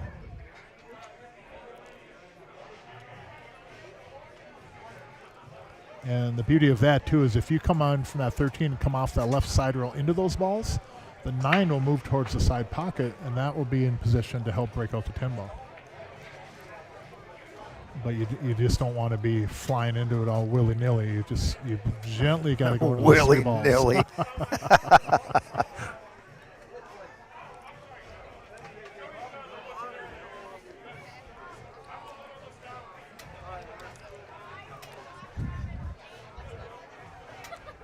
It's a pretty good play. Safe. That's a good shot. I like there. that. Yeah. I don't think he can twist that 6 in the bank. Yeah, even if he can, I don't think he'd get out to the 5 ball. 5, no, get stuck. But he might be able to roll into that and tuck the cue ball on the 10 to where. No, he's going to bank it. He might be able. He might see something. I like a good safety there because he can roll into that 6, get the 6 so it's pocketable, and then tuck the cue ball right on the 10. And Stripes really doesn't have a shot from there. I think he might be doing safety now. Yeah, just tuck it on the safe. 10 ball, but get the 6 out and play. And Stripes is in a lot of trouble, I think. Just like right Yeah, there. he's good there. Yeah, left him a combo, but He still, got that that's not easy. tough shot, yeah. He's got to kind of jack up and nip it a little here. Well, Vince could graze gently off the 10, get the cue ball over to the left side rail and hide it from the 6 and the 5.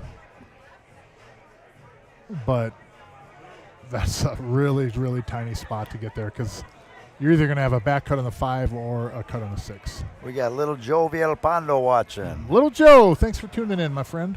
Him and Abraham are watching, but Abraham had to leave, so Joe's watching right now. Joe, hope you're doing good. Hope you can come out tomorrow. No. Uh-oh.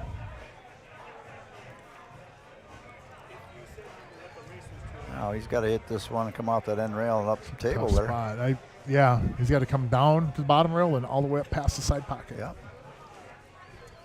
Got to put a nice smooth stroke on this one, Mark. Yeah, you're better off if you go too far. That's fine. Don't come up short though.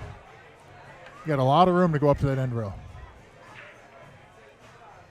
Good Hit it shot. He real hit that good. really good. Yeah, look at that Nice space. shot right there. Really good pace on that ball. Nicely done, Josh. Atoned for your what I would say was a poor decision.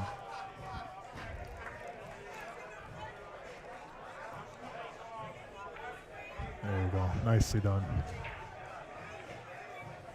And I kind of feel I don't mind Gino playing a safety from where he was, but I think you got to I think you have to try to run out there. You're down 5-2. You're down 5-1. You picked up a game. You have the table in front of you. You had the 10 ball tied up. I think you try to run out there. I don't mind the playing the safety, but you just lost a safety game when you really should have not lost that game. Yep, absolutely. Absolutely. And those are the ones that really bite you in the you know what.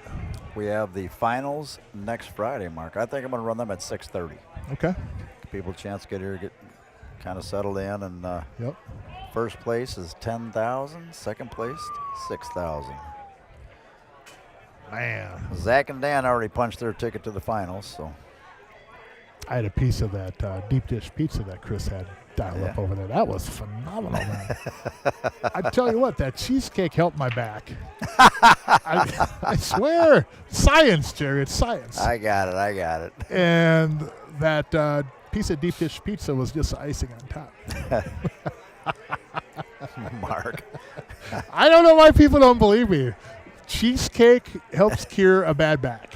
Well, I got plenty over here at Carboni's. It's Come just get not it. out yet, okay? You heard it from me here first. Yeah. You got a bad back, get yourself some cheesecake. It is good. And again, I will say this, as I said before, the cheesecake might be the reason for the bad back, but we're going to ignore that part of the equation, all right? Let's see what we got here. Play that one ball. Now he's got that 7, goes in the bottom left, goes in the right side, so it kind of depends on where they want to get here. Solids go everywhere, don't they? Yes, they do. 5 goes. You might have to Seem nudge to 8 or do something, but Got him on the 3.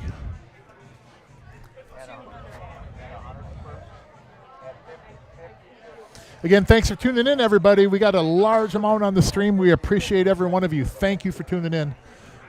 Make sure you hit that subscribe button if you haven't already, and then the thumbs up, thumbs down. I think you said we're around 883. So once we get that 1,000 mark, then we get monetized, and anything I make on the YouTube channel goes back to this tournament. We're over 900 now. I think it was 901 or 902. Okay, yeah, I earlier when I definitely looked. need people to hit that subscribe button and like button. Like so. we said earlier, if you're at Grandpa and Grandma's, log onto their computer, hit the subscribe button, Good idea, do what Mark. you got to do, you know. Support our sponsors. Help us help you. Yep, support our sponsors too. So we get a lot of hits on this. Your uncles, your nephews, nieces, whoever. Just have them hit that button. Now I think he might have came over a little. If you want to leave a little angle on that 5 to bump the 8 a little bit, I think. But Yeah, and I think they wanted to leave the 5 for the last ball, Well, maybe too. then he came back too far and he too much angle. If Yeah. you want to slide that 2 on the right side, come down for the 7 on the right side. But That's probably the better route. 5 down to the 7, then the 6 to the 2. 2 gets you on the 8. You're not getting necessarily on the 8 where you like it from the 7 or the 6, I don't think. I wonder, it might be kind of tough playing with TJ because he sees the patterns, or his patterns so good. You know what I mean? Yes. We see different stuff. He sees something totally different. Yeah. Well, we see his stuff, but sometimes his partner might not. And that's one thing that you have when you have, differences in your Fargo rating and your experience, et cetera. yeah. But that's also a good challenge for a guy like TJ. We got Dale from Dubuque watching. Merry Christmas to you and your family also, Dale.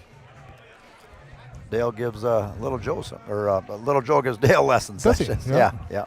We used to have at our resort in northern Minnesota, we used to have a family from Dubuque in that area that absolutely loved him, the Hoffman's family. It's great people down there in Iowa. Dale, hope you're doing good. Hopefully to see you soon. Yeah, some wonderful people down there in Iowa. Absolutely. At our, we had a resort when I was growing up, and there was a lot of people from Iowa that would come up. And they love their northern pike. We'll say that. Any size, all sizes. They absolutely love their northern pike down there.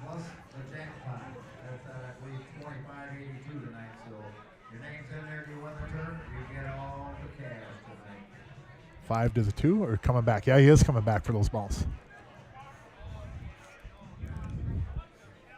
Oh, boy. Look where that ended up now. Oh. All right. Man, oh, What man. did I miss, Mark? Well, he took the 5 and took our route, tried to get on the 7-6, but he drew it too far and ended up down in the bottom rail. Okay. And, Josh here shoots the 6, it's going to push the 7 up into those balls. If he shoots the 7, the cue ball is going to run up there by that 14 ball. And he might not have a shot on the 2 ball coming back. No, it won't even make it up to the 14, will it? Nope. So he's got to shoot the 6. And I think what he has to do is shoot the 6 and try to get over the left side rail and hope that those balls clear enough where the 2 still goes. He's got to try to hit down on the cue ball then if he wants to hold it there. Yeah. You know what I mean? This is not an easy shot. This would be a hell of a shot right here. It wouldn't surprise me if they don't have a look at a ball off this. That was a hell of a shot right there. See if he hits that a little bit firmer, that cue ball gives him a look at the 2 ball. Yep. It's a hard ball, though. It's a hard ball to hit hard. And really, if he'd have done that and hit a little bit harder, which hindsight's always 20/20, the 7 would have cleared a little bit more too. But man, Josh, that was a tough spot down there. As easy as these side pockets can be sometimes on a diamond, we take that for granted sometimes. And those shots where we really need to give a little bit more juice on it, they end up rattling and spitting back out. And the diamond table says, They almost feel like they're a valley table for a second. Those side pockets on a valley are tough. Yes, they are. That's where little Joe done all his hustling on them valley tables all his life. Was it really? Oh, yeah. He won a lot of money on them valley tables. Little Joe Villalpando. We are blessed to have him around. You're an absolute gem, little Joe. You need some lessons, you call up here, I'll get you in touch with little Joe. I've said it before, man. When he works with people, he takes more pleasure out of it clicking in the students. When they're shooting and doing these drills and he's showing them things, he takes more pleasure than they do. And that's something that's special out of a teacher. Absolutely. They love seeing the results of the people that they're working with. And little Joe's, I think, the best I've seen at that. See what he's doing here off the rail, off the 10? You know he's on your side, you know? Oh, yeah, absolutely. I don't want to interrupt. I had a question for you. You got a 585 and under tournament. 7 ball off the rail, off the 10, I believe is the play. And these are the kind of shots that when TJ pulls them off, I feel a couple squirts of holy water on him would answer some questions. I'm not going to lie. I know, I would say this too. I think a lot of people out there might have even thought it at some point in time too. But, oh man. So Gino at the table, down 2-6. I tell you what, it's amazing when you're down, when you come to the table and you just got not a good table. You know what I mean? Yep. The balls are all screwed up and tough start shot. I mean, you can shoot this 11 up in the corner, but he's got You some might balls not tied have, up. yeah, you might not have something after that. You know what I mean? You know, Gino listens to on his headphones there, Biggie Smalls. Honest to goodness, he told me he loves Biggie Smalls. You know the rapper? He plays that on those headphones. Okay. Little known fact. Oh, okay. Wow. I don't think he actually listens to anything myself. Biggie Smalls. He's listening to Biggie. Mark. Well, it's like George here. Whenever there's crazy music on the jukebox, you know George played it. That's what I was telling you in the jukebox again, we George. missed that one. But look at that 2 ball. Yeah. That 2 ball is yucky. You need a pretty good stroke to put inside English, come back and hit Now, this one. well, will the 2 go off that ball on the side? I'm just trying to look at it. I don't think it will.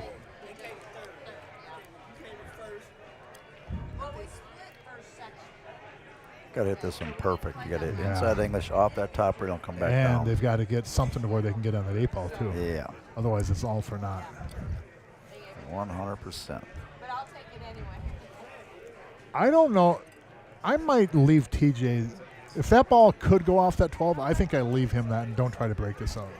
Do out that end rail mark, bring the cue ball to the right side rail, and hope to get behind and maybe block the That's a 7 good with idea something. too. You know what I Yep, mean? I yep. don't know. Slow roll into it and tuck it behind that ball. Oh, See see, what he this is tried. what I did not want to have happen. Yeah. Is go for the breakout and get nothing. At least if you leave TJ a look at that carom, maybe he makes it. But you get him in this situation, Yeah, you really had the juice that you're one losing up. the game. I like your idea of that safety, though. Slow roll into it, go off the right side of the 7. 7 goes the end roll and hide behind that ball. Yep. Because there's really not much they had from there. They could have shot at the 11, maybe kicked down here and hit Maybe the 15. would have had a shot at the 9 unless they're hooked behind that Yeah. ball. But that was a tough shot coming down Yep. too. If But you're, even if you're on the rail up there. But even so, I don't think you'd shoot the 9 from there, would you? No. I wouldn't want to open up that 2 ball. Yep. Especially with TJ next.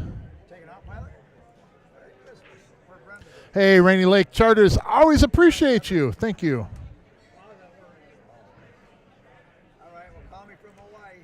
Hey, Todd, Kobe Lars, you're welcome to come on up to CRs Sportsbar and challenge one of these guys if you'd like. I know the guy with the hat right now, he would be probably willing and convinced to play.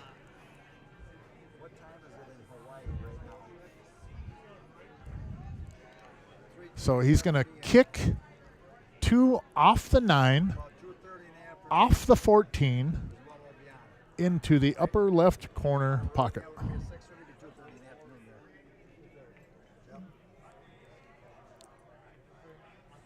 Holy cow. I don't know what's more crazy, the fact that TJ actually has somewhat of a chance to make this ball or the fact that I even seen what he was doing. And those that aren't real familiar with TJ has kicked his way to national championships out in Vegas. One rack that he did was just phenomenal kicking, but he's one of the better kick shot players I've seen. And this is a tough one, though. Very, very low percentage, obviously. Have a good trip. Yep, very low percentage. There's not much you could have done from there. You can't play safe off that. You hit it, you might as well give it a chance to try to go to a pocket. But that was a tough spot.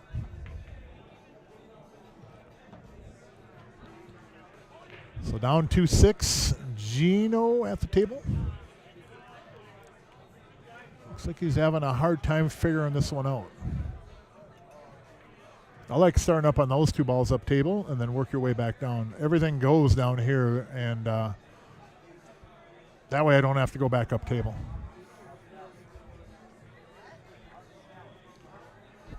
Take care of both of those balls. I agree 100% with this. And no, Gene is not listening to the stream. But 11, now you got, 1, 2, 3, 4, 5 balls to pick from. What did TJ try to do? He tried to kick and then play the 2 off that ball, off the 14 up in the upper corner. Okay. He ended up hitting the stripe first. He didn't have the full 2 ball that he could have hit either. Should be 6-3 coming up here. He's shooting the 9 ball now? Excuse me, Mark. You sounded stunned there. Well, I suppose. Gino gets out. I'm yeah, it telling works. It works. Don't get me wrong. It works. you. Gino gets out. You could have shot this ball and got on the 9 and the 15. Yeah. And Yeah, so everybody plays that different everybody pattern. plays it different, yeah. I don't use my dominant eye enough, though, so I can't shoot that ball.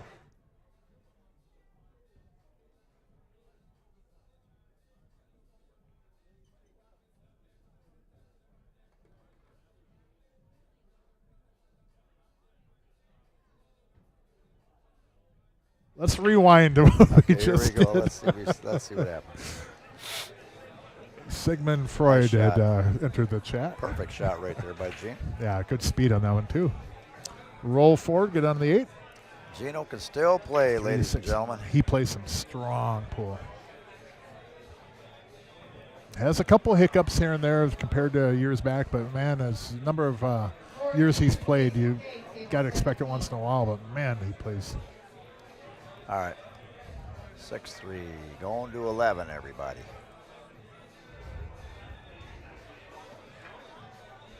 Yep, 3-6. Race to 11. CR Sportsbar. BCA rules. Jerry Johnson in the booth with Mark Weaver here.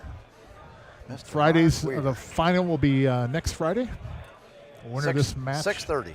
6:30. Winner of this match again guaranteed $6,000 And a shot at 10,000. and a shot at 10,000. Man, oh man, I think we'll do another Scotch doubles because it seems to go well. seems People very enjoy it, popular. You know. just got to figure out a number that. Come with a number, let people get after it. Mhm. You know. So.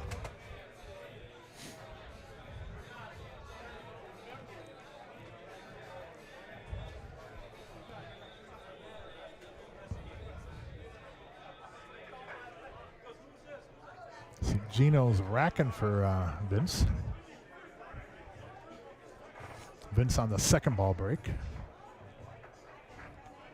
He might hit it head on though.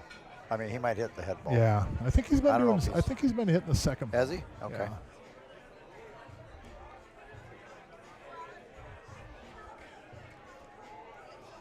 You gotta Came kinda- over for a kiss from his gal. Aww. That's so nice, Vinny. It was like a Went Hallmark. to get a good luck kiss from That was a Carlin. Hallmark moment right There there. it was. We should have panned in on the camera, the kiss cam. Is he hitting second ball or head ball? Looks like he hit second ball.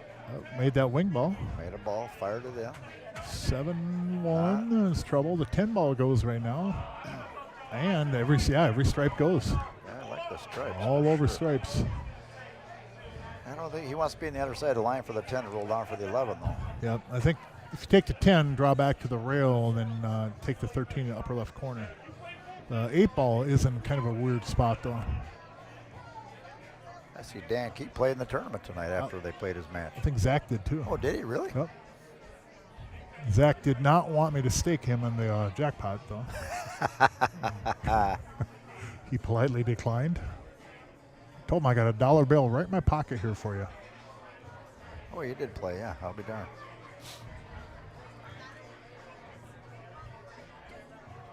Now the 8 will go on the right side pocket if you can get up over on that left side rail there, which really would be nice to hold that 13 ball for that.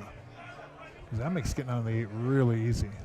I might even go 10 ball and then go up to that 14-12 and then come back down for the 15-11 and then the 13, like I said, you just roll that in and you got the 8 on the right side. He's gonna try to, oh, he did. Just like that there. That's a Dig it good out. shot, Gino. Very nice. Dug it out of there. Yep. Leave that ball by the side pocket for the 8 ball.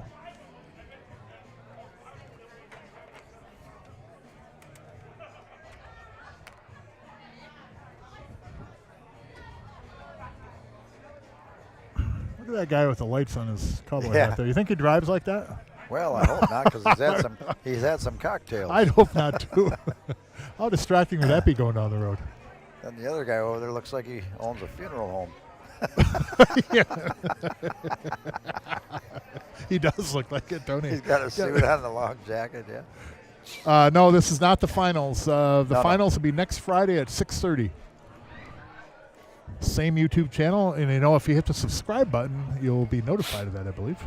But yeah, Is that how that works? next Friday it'll be the finals, Yep. and I want to 6:30. say NORED 1006, whoever you is. It'll be next Friday at 6:30. It'll be the winner of this against Zach Boss and Dan Key. Winner again gets $10,000. The loser next Friday will be getting $6,000. Pretty juicy on either side.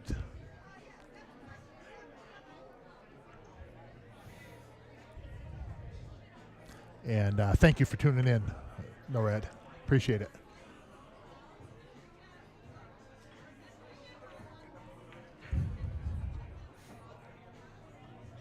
See what Gino does here. If he holds it for the 15 or tries to come back for the 12. Oh, good shot, man. Good shot. Now, that also opens up. Uh-oh. But the 2 is blocking the side pocket now. I was going to say, if that 2 drops, that makes it a little bit easier. 15 to the 11, 11 to the 12, 12. Put the cue ball on the left side of the table and take the 8 in the right side pocket. But look at that 2 ball now. Makes it a little bit more difficult. Although the 8 does come down in the lower left corner. There is a spot in there between the 4 and the 5. That's probably where they're going to have to take this ball. Take the 8 ball. So 15 to the 11, and then 11 to the 12.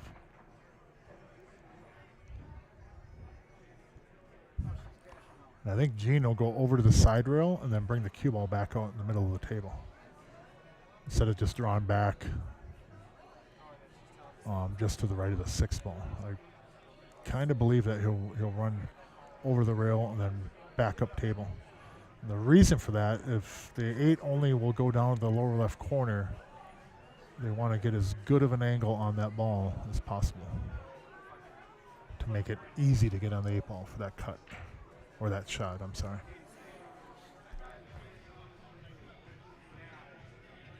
And I think there's even a path to go forward on this. I don't recommend it, but I think you can go forward and go to the bottom rail, to the lower left rail, and then back up through to the 12 ball. And it looks like the 8 does go in the upper right corner. So there's another pocket for that ball. That makes it a little bit easier. Yeah, right there. There's one spot for it. I would put money that Gene's going to put Vince in a good spot here on this ball. Drawn on his years of experience. Yep, 2 rails. Beautiful. Very nice. The whole time now, compared to drawing back like I'd first mentioned, by following forward those 2 rails, the whole time it's coming off that lower left side rail, you're on the line of that 12 ball. You're not drawn to go across the line. You're running the cue ball right along the line for that 12 ball. That was a good shot.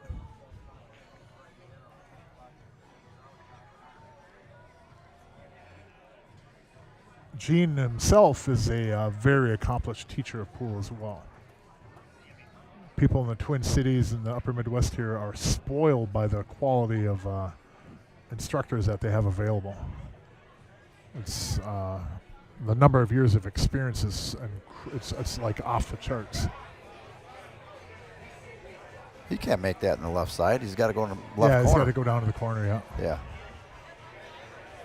Vince tried to get it, but was he straight and couldn't slide it over? I thought he had a little bit of an angle there. I think Vince might have just hit it to where he didn't get it to move over. I think Vince was trying to protect about sliding too far and ended up maybe not getting it in an ideal spot. But if Gino can see this ball, he should be able to make it. That guy in 15 kind of walked around and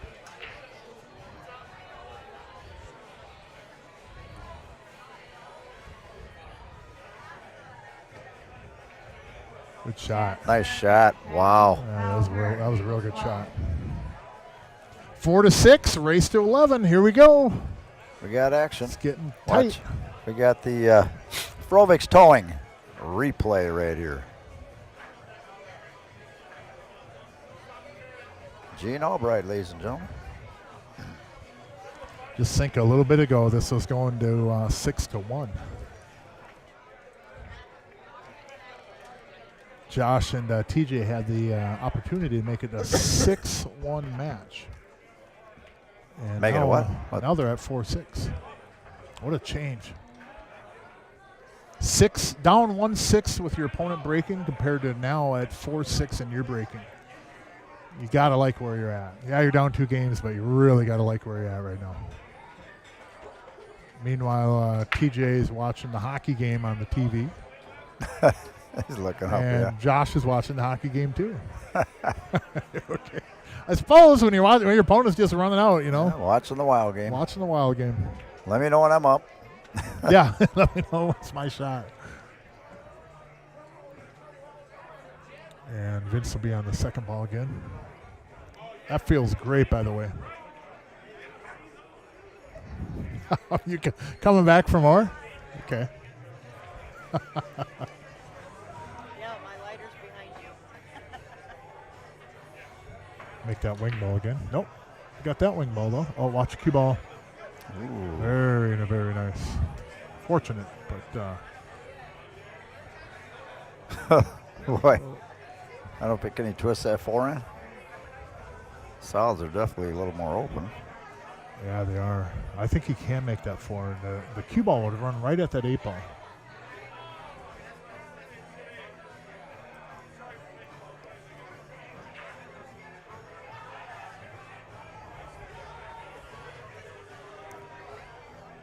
Or you make that stripe. What's next? Yeah, I don't like anything that stripe would get me. There's like nothing there. I don't know if I really like running the cue ball off that 4 into the 8. Oh, he is taking stripes. I'll be dang. Well, no, you can get over here on the 10 ball. 10, 15, and then start picking at it.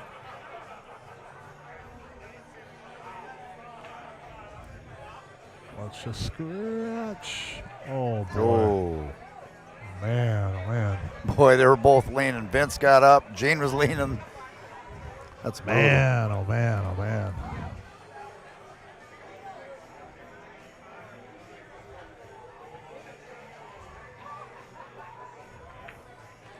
What was the score of the last match? We got someone asking in the chat. Wasn't it 11-6? 11-5. 11-5 or 11-6, Derek? I don't know. I wasn't around for it.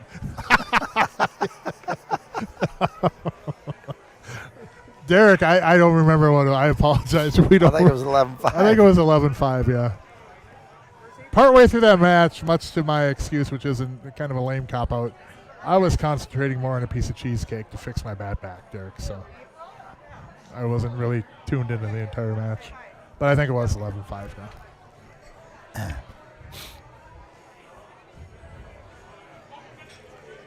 Norred, that tournament is actually coming up right around the corner, first weekend in January, where you've seen Gino a number of years ago, and I believe he will be competing in that as well.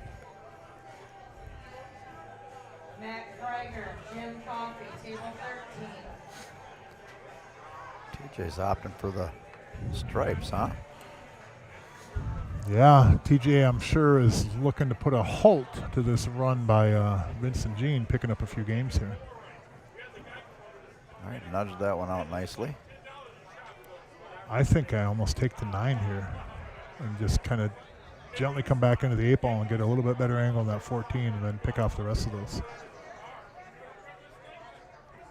But there's a lot of ways to get out here. You could go 14. You could go 12 right now. I was going to say, if that 12 goes, yeah, I then think I'd pick take those that off 12 too. ball. If you get on the 14 and then get on the 10, you could slide over into the 3 and then Maybe he's pick got a the little 12, too much 15. angle on the 12. He's worried or something, you know? Just don't tie up that cue ball to where. Oh, that was a good shot. But kind of gave him a weird angle on that ball. I just didn't want to see him get tied up over on that rail and have TJ shooting over a ball. But I think the 15 goes from there too. I think TJ will shoot that 15.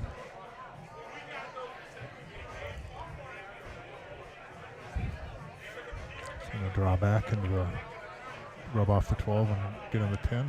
Yep, or one of those two, yep. Shot. Now you take the 12, get on the 10. Yep. 10 gets you on the 9, 9's on the 8. Absolutely. If you leave straight Don't- on that 10, you can stop it. Don't Yeah. shoot that 9, Josh. Okay, there we go. He was looking at it, wasn't he? He was like, I think he was just chalking his cue, but don't shoot that ball. Don't shoot that ball. Mark. Just shoot the one that TJ shaped you on. The 740 multinational champion put you on a ball, shoot that ball. That's what I would do. He sees it. He had you worried. He had me worried. I thought he was going to take that ball. Oh, my. Sometimes you see that, though. Then these players, one guy will shape a certain pattern, then their teammate will go a different route, which He you know didn't happens. go far enough. I mean, he could have went over the rail and back out. Yep. He left him short. But He had a lot of room there, didn't he?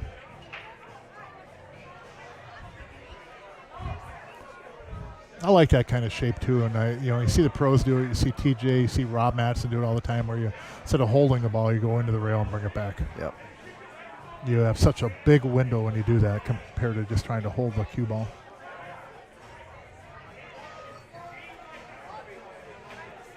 And you can manipulate it off that rail a little bit if you need to, just to make it a little bit easier for you. Oh, there's a kind of a weird angle. No, it'll be all right. Looks like there was more angle than I thought. So we had somebody on the stream commenting about that overhead cam. What do we got to do for 2025 to get that rolling? I don't like the one we got on there because it looks all distorted.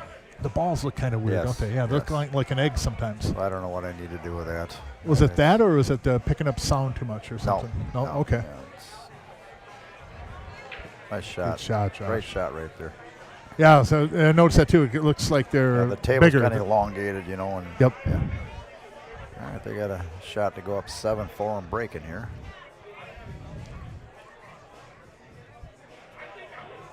And somebody said too that there's a band here next. Is it tomorrow night? Tomorrow night. For the and then the Christmas tournament tomorrow Christmas turn tomorrow. Live music too. tomorrow. Bingo tomorrow too. Bingo tomorrow. We got it all. Oh tomorrow. my goodness! We're This not will be a messing around. full house over here. Why wouldn't you be here? We're not messing around tomorrow. We're going to be giving away a lot of money tomorrow. You got a MPA tournament, Christmas tournament with CBA AA Master Division. You got bingo at 2. Guaranteed. You got a live $1,000 band winner. tomorrow night. Yep. Holy cow! Why wouldn't you be here? We're not messing around tomorrow, Mark. All right, 7-4. Zach Fox, table 18.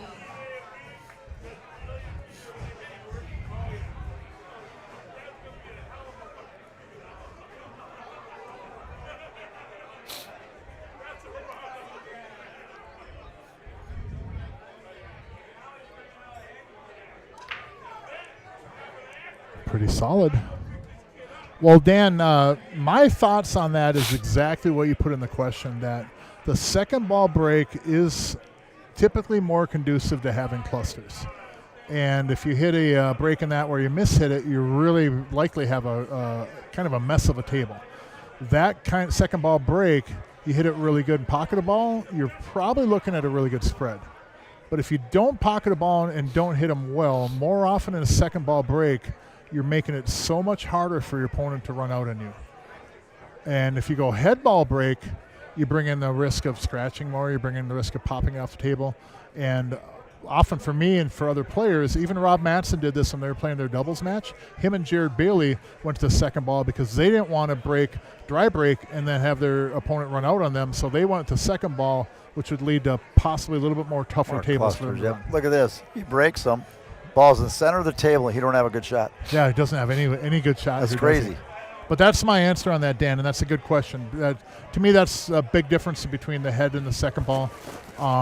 If you're playing somebody and they're running out rack after your break and your head ball, I'd switch to the second ball myself. And you're going to end up with some clusters that you have to work with too. But it does limit the ability of someone just to run out rack after rack on your dry break.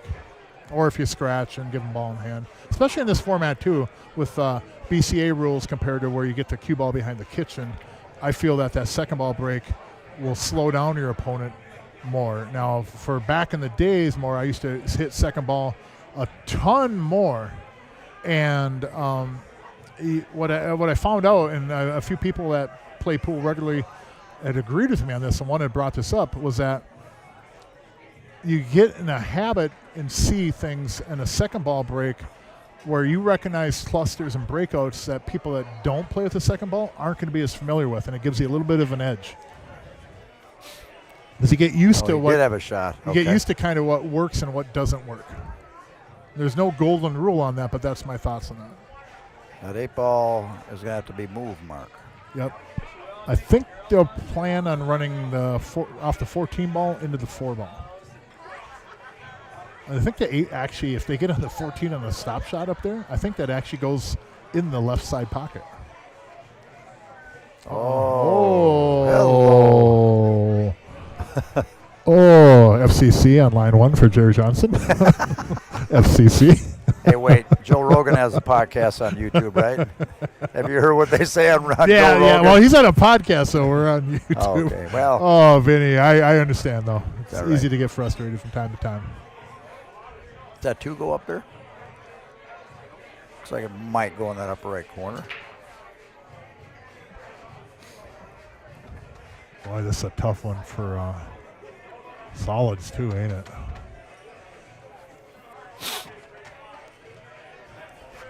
Some of these tables too, where they're tougher like this, obviously, I mean, it probably doesn't go without saying, but a lot of these players and even the ones viewing would feel more comfortable running out themselves than having a partner. You know, the odds of getting out in some of these tables, I think, is higher as a single player than as a doubles player. Because people just see too many different things. Yes, yep, too many different things. And some players have certain strengths and that they like to shoot certain ways compared to others. And sometimes on the breakouts, it's something where you look for it more than.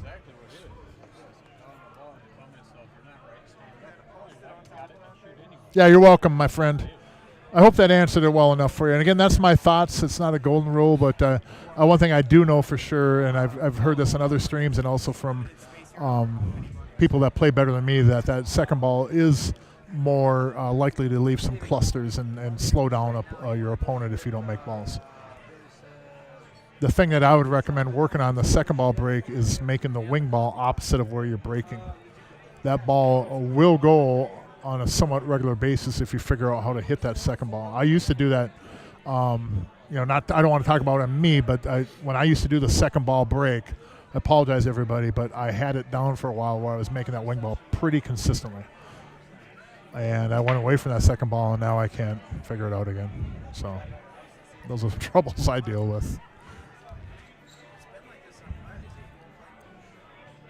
Sort of like golf. I used to hit the golf ball really well, and then once I figured out how to draw a ball, I drew every ball. Hit it with where to go right to left, and then I couldn't hit a straight ball anymore. So then I just, that was the end of my golf game. But if you do the second ball, though, again, try to focus on making the wing ball, which is the back lower bottom ball in the corner. Make that in the corner that you're breaking towards. There is a way to make that somewhat consistently, but you got to also make sure you have a very well solid rack. On a magic rack is probably the best way to practice that and to figure out how to hit that. I'm not going to share with you or people on the stream what hit is most consistent to make that ball. That is on the internet, though, just so you know. AZ Billiards has a lot of information on that, on their forum. And you could also Google, if you want, on YouTube, look up Corey Dewell's. He was pattern racking it during it, but it does show in one of his videos the way to hit the cue ball that will be most conducive to making that wing ball. Doesn't mean it works every time.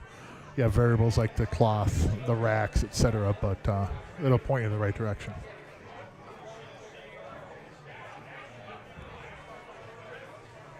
So looks like he's going to bank the 4,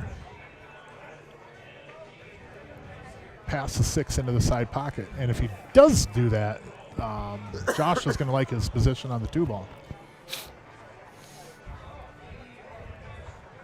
I don't mind playing a safety here myself. Nudging off the 4 and put the cue ball up on that end rail underneath that 14 ball and tell Stripes, hey, show me something. There's a really good safety up there in that upper corner. Tuck that cue ball up behind that ball, and boy, Stripes is in trouble. But TJ is shooting too, so they're in trouble anyways. Look at this shot. Man, what a ball. Wow. Wow. That was nice. And he held that cue ball for the 2 ball. That was a hell of a shot right there. I keep saying somebody's got to sprinkle some holy water on that young man. And let's just get the answers. Let's answer that question. Boy, if they get out this rack. Yeah. Oh, we didn't change the score we didn't. mark. Nope. I just looked up and you noticed it too. That's funny. Well, it is 7-4. Yeah, they get out of this one and breaking at 8-4. Oof. I don't know if Gino and Vince will have another rally in them. Nice shot. Yeah, that was a good ball, Josh. Well done. Great shot right there. So the 1 will get you to the 8. And the 5 will too. You know, if he had a better angle to get over here flat on the 1 ball, I like the 5 to the 8. The 1 to the 8, it works, but you see where that 1 ball is? That's my least favorite spot on the table right there. Yeah, you don't At least like it's not there. frozen, but Yeah. He's looking to play the 6-5-1. You give yourself an angle on the one, you float over for the 8. Yep. We tried to move it Oh, out that's there. what I would have done right there, too. I always try to move that ball. I'm doing the right thing. TJ did it, so I'm not wrong. That's a nice shot right there. Now it looks like he may have a little angle and bring the cue ball back on the left side of the table and they get right over there. Yeah, Wow. if he gets over on that left rail, anywhere like the cue ball is, TJ just takes the 1, slides over, 8 ball goes in the same pocket. That's a hell of a shot right there. I still think, like I mentioned that last stream, that if you play last pocket, you should get a half a point. Yeah. You get a 1.5 games. It'd be an interesting twist on 8 ball, wouldn't it? Yeah. I'm down this many games in the match, but you know what? If I start playing last pocket, I can pick up a half a game every time I win a game. That'd make it interesting. We got Sticky Nicky Hansen playing Dan Key on 21, Mark. I think he's got to take the 5 ball first. If you take that 1 and don't get TJ on the 5, oh, yeah. you're really in trouble. But if you get him on the 1, he's going to get you on the 8 ball. What's that? Follow forward, go into the right side rail, bottom rail, and then over to the left side rail. You want to stay on the left side rail as close as possible, or even where the cue ball is. Just some kind of an angle. Don't get straight in. Oh, he tried to draw. Uh-oh. He tried to draw and get around that somehow. I missed it. He hit it with, I think he hit it with low left, or he drew back into those balls. Okay. I thought he was going to come over here. See where TJ's tapping with his cue. He goes, just get me over here. And he would have just followed forward and gotten over there with the cue ball.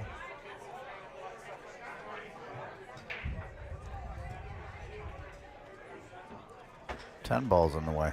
Oh, boy. Well, if anybody's going to pull this one off, it's You super. got to hit this with a little turn, as little Joe would say, huh?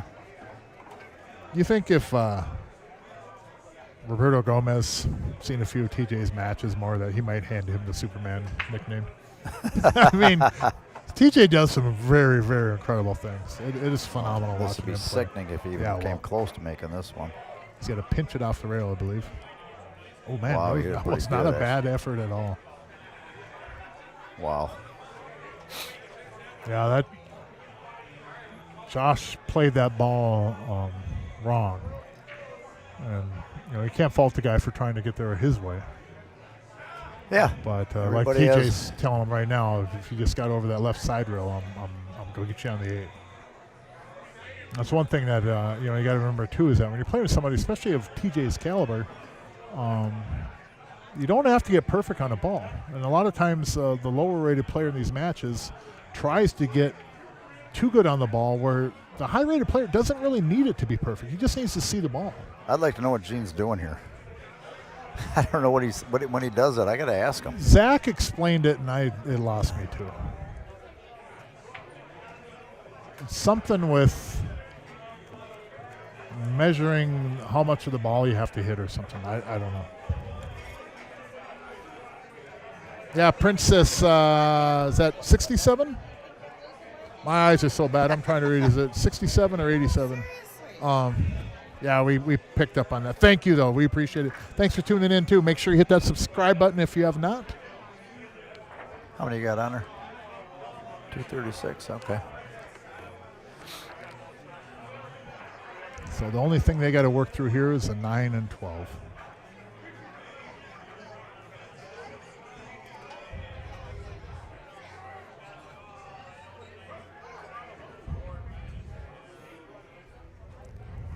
A little long for them. He's got the 11. Come back over across the table. I don't mind running into the 10 ball, because if I hit the top end part of the 10, I'll be straight in the 12 or the 9. I got to ask him what he's doing here.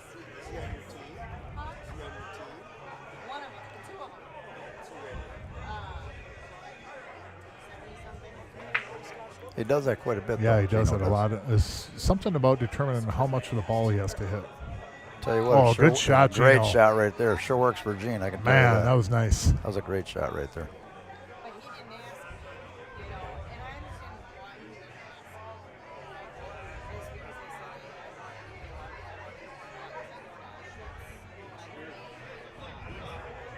they said left him a little angle, didn't he? Yep. A little angle, maybe. Might have took the 12 there and just rolled out and got the 9 on the side. A lot of ways to get out from there, but that works. He held it nice. Yep. Good shot. Gino recovered. So he'll pull this over to the right side roll. I'm sorry, right side roll on your screen, but left for Vince here. And then bring it back out in the middle of the table. Good shot. Look at that ball. Perfect. Yep. 7-5. Tight match, Mark. Yeah, Josh and TJ had a couple opportunities to reassert themselves, and you let them kind of claw back in. Yeah, you let somebody hang around like this, and eventually they'll start overtaking you. Down by 2. And it seems in a way, too, that Vince and Gene are a little bit more in tune as far as the pattern they're shooting. TJ's, playing as TJ, and just Josh has sometimes just went a different direction. And I feel that's something where I think, Josh being the lower rated player, they try to get too good on the ball. When you got to realize that you're playing with somebody that you just have to get them so they can see the ball. Don't lose the ball. Don't lose the sight of the ball. Don't hook him behind balls. Just even if he's down in the end row, just get him a look at that ball. Yeah, he'll make it. And he'll make it. Yeah, he'll get you there. But again, that's the thing I think. Whereas the lower rated player, being Josh, is like sometimes they have to get better on the ball.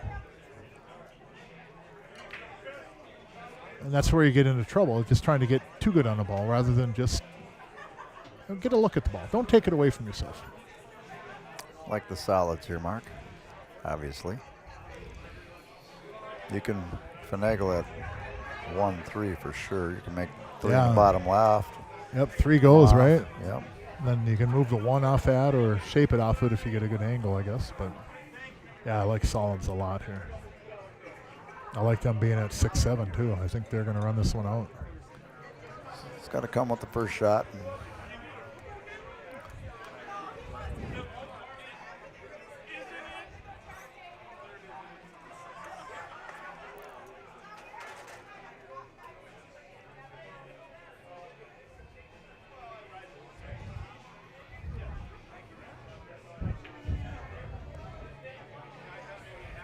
I'll be right back, Mark. All right.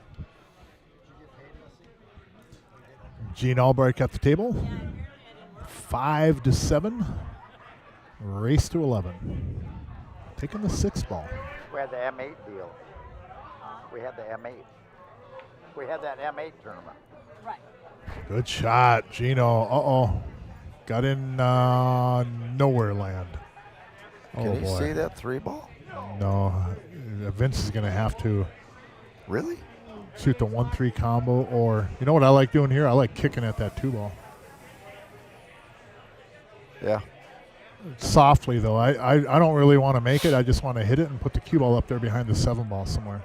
I think if you kick at it too hard, they'll end up just giving the 9, but you don't want to break these 2 balls out. No. Well, I don't think he's going to touch the stripes, but he looked at playing it off it. Oh, was he really? No, no. Yeah, Vince, he did. Vince, don't do that. Don't do. Let's get a grip. 1-3 combo. Leave the 12-13. Make them do that. Even if you miss the combo, that's fine. Just get the 3 down by the hole. Well, let me tell you, Jim Nelson.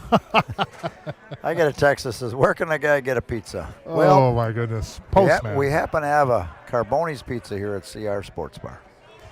We have the best pizza in town, Mark. I think Jim is asking where he can get me a pizza. That's what his question was. Jim, get in here and get a pizza. Carboni's Pizza. You know, Jim, they even deliver if you don't want to leave your house. Well, he might live a little far away. He might. And then if he's up by Canada, I think, somewhere. And then also. Hey, what do you got against Canada? Hang on now. But that's where he lives, up north. So then if you need a diamond table, we also sell them, Jim, and a Lippmann light. You can come down and get a pizza, a table, and a pool light. And a cue, too. You might as well pick up a new cue while you're here. A one-stop shop, Jim. So, are you going to carry him or are you going to combo? It's combo. Good shot. was a hell of a Oh, my shot goodness. right Look at there. that one ball. Oh, my goodness. What a tough That break was a that little was. unfortunate there, to be honest with you. Man, that was not an easy combo either, but that was a good shot, man. So now you're going to have to figure some way from the 2 or the 7 to run back down to that 110. Should be able to get to a cue ball over to the left side. Yeah, pass that 8. Slide in between the 11 and 8. Get over there. Get in the 7 or the 2.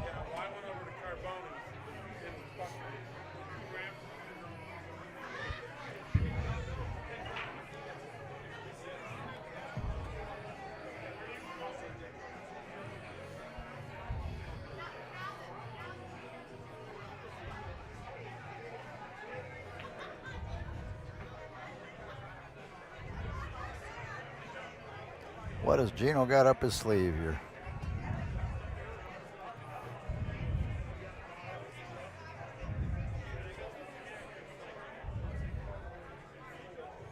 Yeah, he's going to have to slide over in between that 11-8. I think if he tries to run into the 8, he'd probably still have the 7 ball, but he won't be able to get from the 7 to the 2. I think the 2 does give you a good path with low left going to the side rail just on the left side pocket there, and then run down into the 110. So my key would be to getting on the 7 ball from here, then getting an angle on that 2.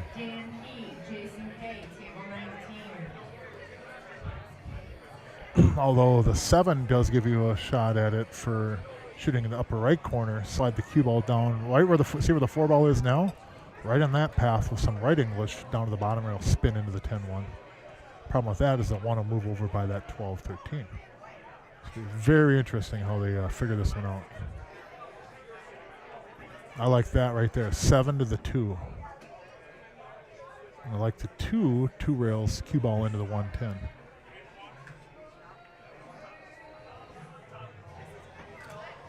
Gene's looking at him like, well, I hope he picked the right ball. Yeah, You know. I don't think you don't want to shoot the 2 now, but if you like the breakout, you might be able to, because the 7's accessible. If you get on the 1, you do have a. Yeah, he's going to break it out now. He's going to go for it. Oh, he slow rolled that ball.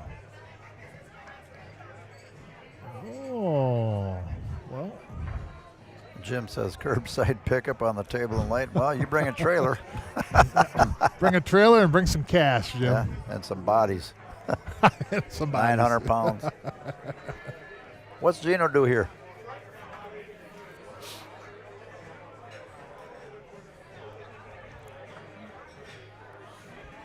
Two rails down here, try to Well, he could bust bank. it out. Could bank the 1 from right here, Yeah. upper left corner. It's actually a really good angle to bank that ball. It's a really good spot actually to bank that. How about you bank it and put the cue ball down on the bottom rail? That way you got the 7.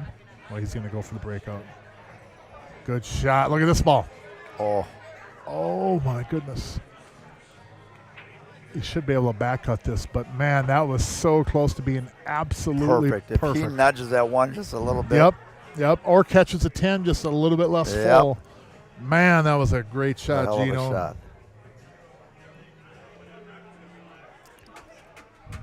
Wow. Sausage and mushroom. That's not a bad combo, Tyler. You know what a combo to try is Italian sausage and sauerkraut on a pizza. That is phenomenal. Let's see what Benny can do here.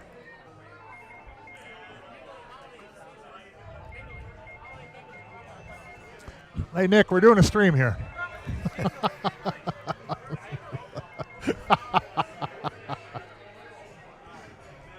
Come on, Vinny. Come on, Vinny. Hit this ball, man. You got this. Slice and dice. I don't think it banks either if he doesn't like this cut. He's going to try to spin it with inside off that upper left side rail. Up to the end rail and go back to the left side rail, I believe. Putting a lot of inside on that ball. I think he has to, though, to avoid the side pocket. I don't know. You can't get away with bottom right. Kind of try to twist it in. Well, I think with bottom right though, you might not. You might lose the even cue right ball to handed, get on the 8 ball. He's gonna lose. He's got to let it go. It's gonna run. Well, I think that's what he's doing with a lot of inside, trying to hit above the side pocket up to the inner, then it'll kick back this way. Oh boy. Yeah. I'm glad he's shooting and not me. How's that? How's that? Yeah, I'm very happy I'm not shooting this ball. I got no idea. Yeah, barbecue chicken pizza. That's good too. I agree 100%, Tyler. That's good pizza. Inside left. Oh no, he did go right English. Man, what a shot! See that shot? Vince Garcia, ladies and gentlemen. He did go Wow. outside with that. Yep. That was beautiful. Very nicely done. And look at he's got a shot on the 8 ball. So we're looking at 6-7 here pretty soon, folks. Race to 11. I'll play him in a little bit. This would be a hell of an out right here. Yes. These are the kind of outs that win you tournaments. This would be a Good wow. shot. All right, let's check it out. Man, that was a good shot. Look at this shot here to get on the 1 ball mark.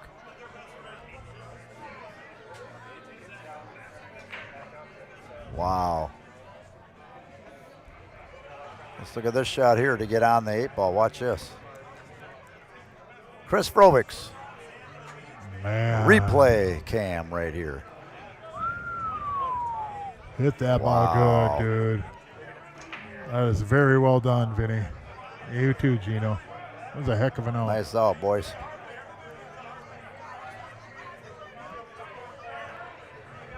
Man, that was something special right there. 6-7. We've outscored after TJ and Josh got ahead 5-1. Oh, what did I hit here? Vince and Gene have won 5-2 back at them. Sorry, I got crazy with that mouse right there. I went back a couple replays.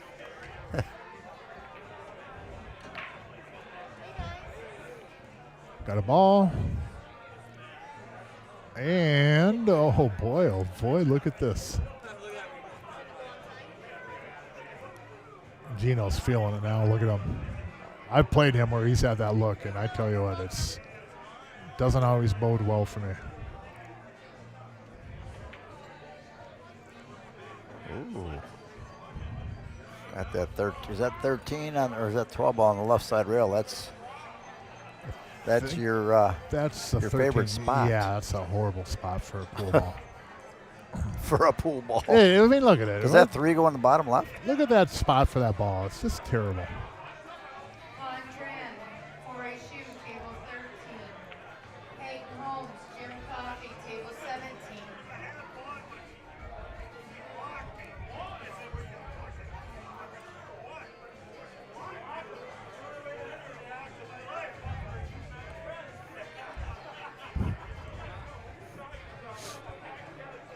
Hold up, cue ball. That's well done. 5. Does 5 go by there?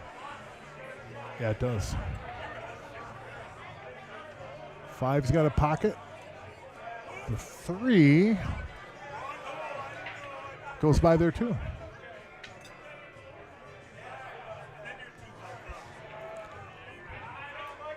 And Vince is going to get on the 7 ball from here after the 1. Cue ball will go back across to the right side rail. Get above there. You want to be on that Yeah. jacked up, Don't really want to elevate like on this ball, but tree topped a little bit. You got to shoot it.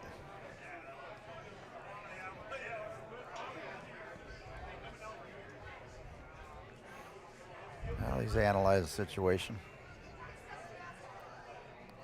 He's like, thanks, Vince. yeah.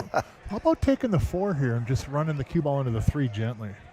That puts you on the 5. That 3 goes in the bottom left, don't it? Yeah, it does have a pocket down there. It looks like it. You know, that 3 will hold the cue ball off that 4 ball, though, and you're on the 5.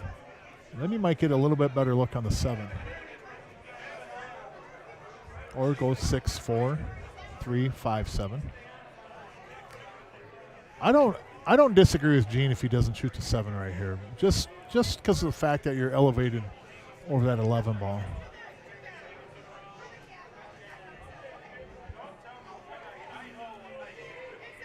but he's going to shoot it. That's probably the right thing to do. Yeah, I think it is. Yeah.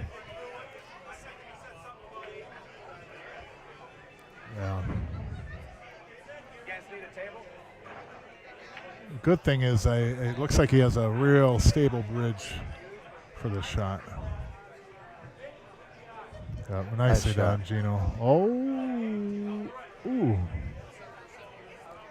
Well, that makes it a little Ben says, interesting. you made yours, thanks.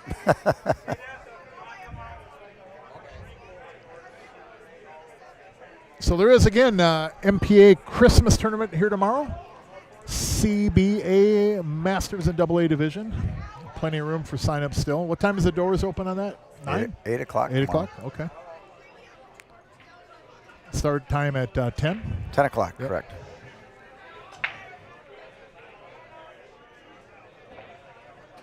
And that is with the Santa's grab bag.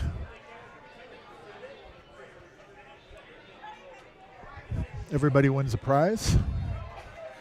Sound like a carny. Everyone's a winner. Everyone's a winner. And there's a challenge match between Chris Froelich and John Stitch. That's Is it. this with the broomstick again? No, I don't know what's up their sleeve. They're doing something different. Is John using the same broomstick? That would be a kind of a miracle. I think John's shooting one-handed. I think. And that is for that's a charity match too, Correct, right? To go yes. to their charities. Yeah. Yep, nice. Her mom was not feeling good. Her daughter was already sick. Well, yeah, her daughter's on the main line here. All right, Gino, let's go, buddy. You got this.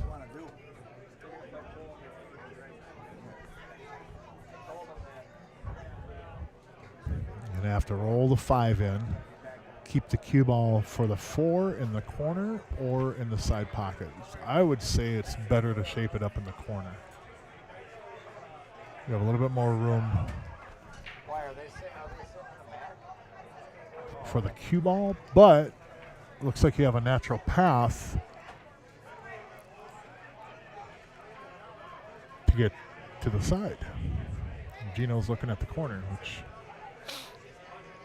I would trust him in this situation more than I trust me. I'd had to turn around and talk to a customer. What's he shooting at, Mark? Shooting at the 5 on the side, and I think he's trying to shape the 4 up in the upper left corner. I don't know if he wants to stop shot or run over to the rail for that. I think running over the rail gives the option of the 4 in the side or the corner, but oh, he's shooting a combo, the 3-4 combo. Wow. Yeah, they want 3. Can we do 3? Table 3? Sure. So we can sit down and, yeah, absolutely. I can put you on 3. Anything on the back half, please do. One might actually be better because you're kind of in a corner there, and you've got the main table. And if he makes this, the 3 will be there for Vince. I'm just waiting for my first beer. With one, you've got the longer table. Are you guys doing tournament on table 8 at all? No. So we'll just Nope, not sure what happened there. I think there's a, there's a vehicle outside with its headlights on that's shining through the window. I don't blame you, Gene, because now it moved. Out in the parking lot, a truck was starting up and leaving, and those lights were shining right through the window. If you've been here before, where you're standing where Gene is, you can look outside to the left of one of the entrances, and that headlight was actually shining right in on Gino's line of view. But now he's possibly talking himself into not making this ball. The more that he's been looking at it. Analyzing. Big game right here. Chance to Well, tie there's it up. the truck that was outside turned its lights on, started up, and it was shining in through that window. Not through the window per se, but it was in Gene's line of sight looking that way. Okay. Yep. And he's still shooting the combo, though. Okay.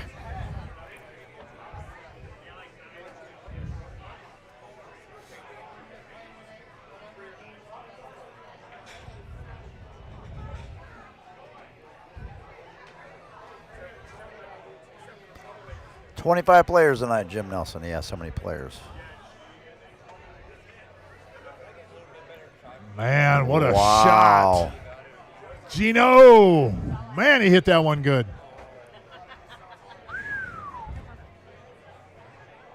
Vinny, you've never been shaped so well in your life. Vinny plays some jam-up pool. If he played more, if he played more on the game, he would just certainly climb up the ladder. Vince has got a lot of experience in him. I wanted to leave a little more angle here, but I think you just draw back. you can draw back, play in the side, right? yeah. Gino's feeling it, though. You can see the last couple of games. He is absolutely feeling it, and that makes him very tough to beat. Getting a little pep in his step here. Yep. Well, we'll go in the corner. Take it in the corner. Man, 7-7. Yeah, he said earlier he got down on the ball. He came up and said he should have stood back up. TJ and Josh started out 5-1, and Gino and Vince have won, if he makes this 8-ball, 6-2 back. 5-1 run to a 6-2 run.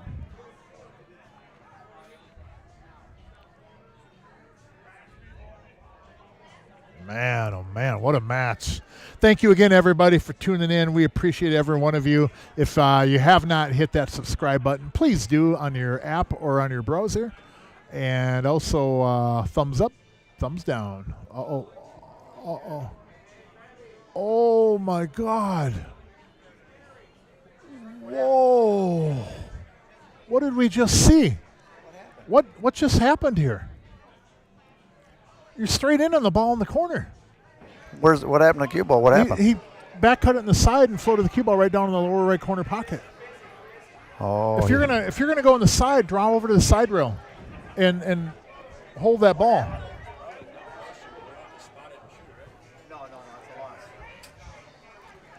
Wow. I didn't see because I was talking to Custer. What the hell happened? He shot it. He's straight in the corner. I thought he was going to shoot it in the corner. Yeah, he cut it in the side, and then he spun it and floated the cue ball down and went right in the corner. Instead of, if you're going to cut it in the side, draw over to the side rail and take that scratch out of play. That deflates you a little bit. Just draw it over to the side rail. If you're going to do it that way, you got to draw it over to the side rail. You picked it up, you put it down, and all of a sudden it looked different to me. I'm like, fuck, I could just roll it in the side. I didn't touch the ball. No. I know, but When I you got down, I get down, I get back, and I'm just like, wow, I can just roll it in the side from here. So I just rolled it in the side. Didn't think about nothing else because the angle looked like off. Put a little bit of left on it, and it just carried over. If I'd have stroked it, it'd hit the side rail. Wow. That's all good. It's 8-6. What the fuck, man? It ain't like it's fucking 10-11 or nothing. 10-10. You want to make it tight anyway. Oh man. 8-7 right now. I gotta catch my breath a little bit, folks. I'm not playing this match, but I gotta catch my breath. I'm beyond words. Wow. Wow. So Vince came up here and mentioned after Jerry had removed the whatever obstruction was on the table that to Vince it looked differently, and he thought to himself, well, I can just roll this in the side instead of taking it straight into the corner. I'm just relaying what was said up here, and you might have even heard it. I'm sorry, that might have got a little loud, but you might have even heard that on the background with Vince up here talking. But man, you're straight in the corner. And if you're going to shoot that in the side like that, instead of floating the cue ball, snap, draw it a little bit, and go over and catch the lower right side rail. You know what I mean? Just take that scratch out of the equation. But still still 6-8. You still fighting, fighting another day here. But man, oh man, Gino is playing his heart out, and I tell you what, that's a mistake you will not see Vince Garcia do again. I just, oh boy.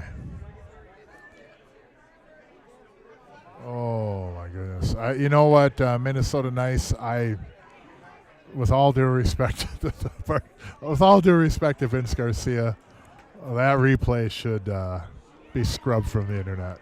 It's got to go. Oh my goodness. Oh, my heart is hurting right now from that shot. I'm not even playing this match, and I feel like my cheesecake is gonna come up. Oh my goodness. Wow. But still alive, still have a chance to atone for yourself, and you know what? We're back at it. Oh boy.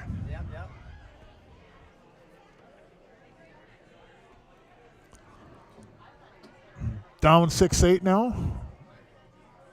A little bit different than 7-7, but I think the hardest challenge isn't necessarily making up those games, but just getting that mentally out of your memory bank. Yeah, you gotta, man, oh man.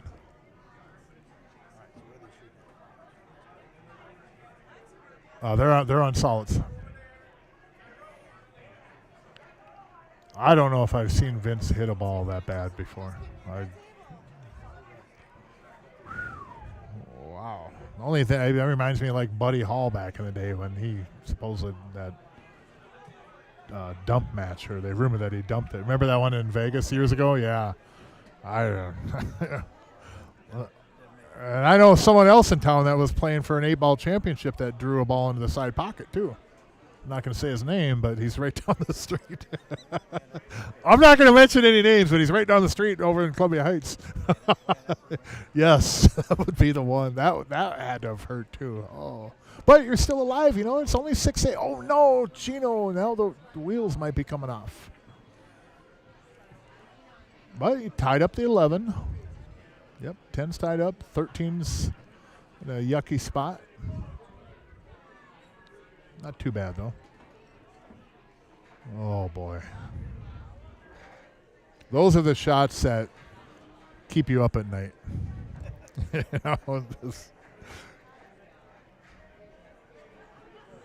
oh, yeah, no. I'm sorry, Minnesota. I was having fun with you on that. Quite honestly, I'm not sure I know how to do the replay, so I that's my whole cover-up for me, not knowing how to do replay. You did just fine, my friend. You did just fine.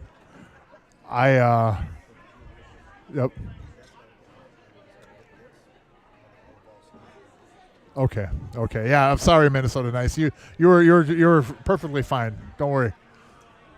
I was just giving you a hard time on that.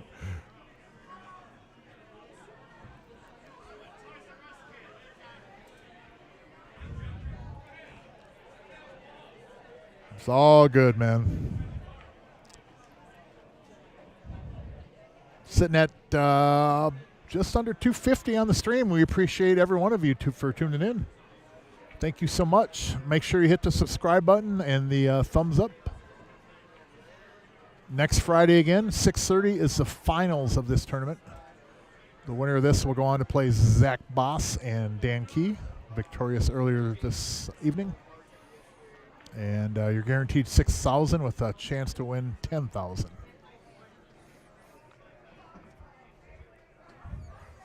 Now the 11 will help you move the 10 if you choose, but well, the 13 does go by the 3.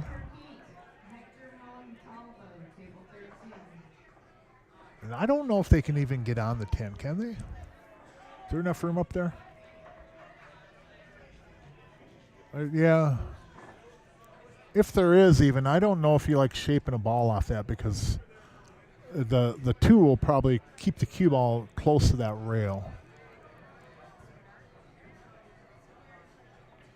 But I think they're going to shoot 9, and then obviously the 11 will be next, and whether they break it out off the 11 or not. Now, what do we do? Is there room up there, Jerry, for just to make the 10? It looks tight up in there. I had someone in the way, I really couldn't get a good look at it, so. Hey, thank you. I really appreciate that. Thanks for the kind words.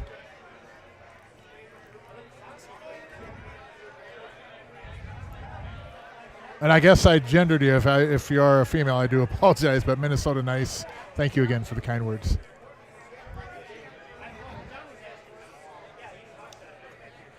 I will go through a replay tutorial training so that I can figure that out. I should be able to, after a couple of years plus now of doing this, should be able to figure out the replay We function. just hit the ISO. Oh, you lost me already. After the shot. That's one step too many. So ball stop, you hit that. That's Yes, it. okay. Sure. Oh, Mark.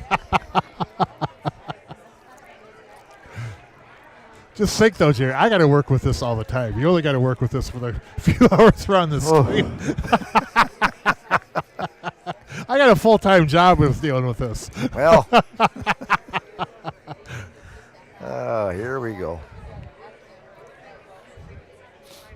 I don't think he can make that 13, can he? Or is that 3 ball out enough, Mark? Well, I think he can, but he might have to go off the rail gently, and I don't know if they're going to like their position after that. But this is TJ Steinhaus shooting, so he'll likely prove me wrong. See, now watch, right? When you get something tight like that, you just grab this right here. Or if you think it's going to be a good shot. Yeah. Oh, wow, they almost gave one back. Oh, boy. This ain't easy for, Solids, is a 2 go by there? By the 10? When you took a peek over I there? didn't even look. To be honest with you, it was. I don't think it does. I don't think it does. I got to check the catch mark up. Okay. Again.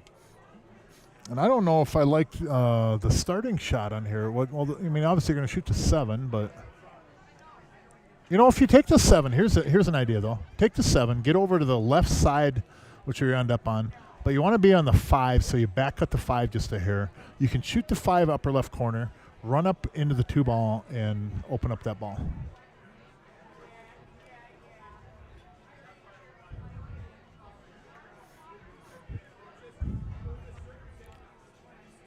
Well, not from here, though. But see where, like if you have a line where that 12 ball is, and you come back down here, say, like where the chalk is in the bottom rail, if you have a line right from there and you shape that 5 ball that way, you have a natural angle to run the cue ball up into the 210. And you could always have come back down and got on the 3. The 3 goes in the lower right corner.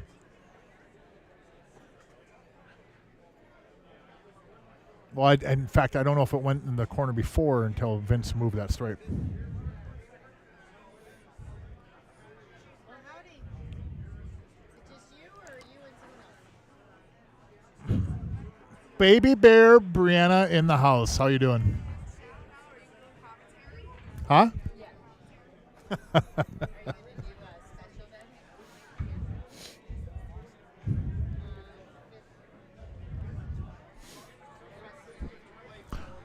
Now, does Vince stroke this ball and run off the rail into the 2?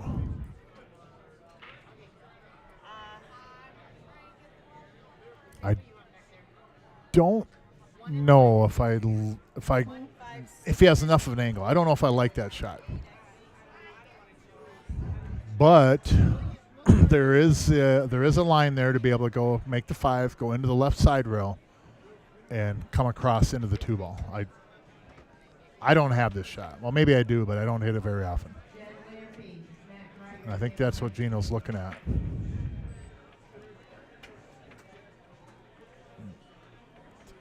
I think he was possibly distracted again. Last time he was distracted and took a couple timeouts. He nailed the ball that he shot next. He hit it just absolutely perfect. That was that combo in the side. Gino, there's other people in the building. You're probably not going to avoid having people walking by. But I don't blame you. I get it.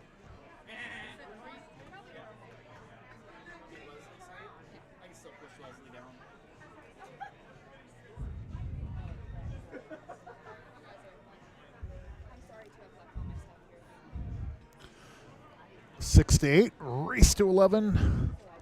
BCA rules. We're live, of course, at CRs Sportsbar, Coon Rapids, Minnesota, the mecca of pool in the upper Midwest. Gene Albright at the table, taking a break again.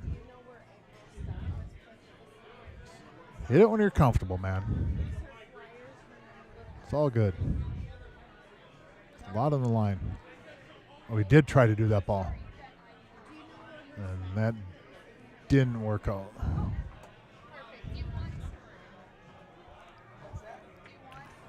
Now, if Josh could go off that rail and make that 10, life gets pretty easy for these two. I don't think it does. I don't think he has that shot there, though. If he takes the 14, he's probably not getting on that. He's at the 13 or 12. He's not going to get on that in a way that TJ is going to like. So I think you have to shoot that ball by the 8 ball.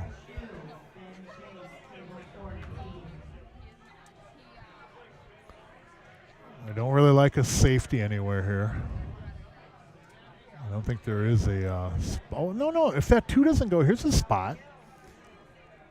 You could roll into that stripe by the 8 and put the cue ball right on the 8 ball against the rail, and then they have to shoot the 1 or the 2 ball. That is not a bad idea. I don't mind that because you don't try to make this ball. Just roll in the cue ball behind the 8 ball. It'd be a really good safety. He's going to make the ball. That's a good shot, but you didn't get on something. If that 2 ball doesn't go, which I don't think it does, I think that safety was probably a good shot for them. And what you'd have done is you'd have moved that stripe down to the lower left corner pocket in that area, and that gives you a chance to get on the 14 in the side, and that is a breakout ball for the 10 ball. And I don't know what TJ can do here other than a safety. Or cut it to the left corner. Upper left corner. Cut that ball. Maybe even you might even have to go into the rail first and then catch the 10 on the way back out from the rail and slide that 10 past the 2 in the left corner if it does go, upper left corner if it goes.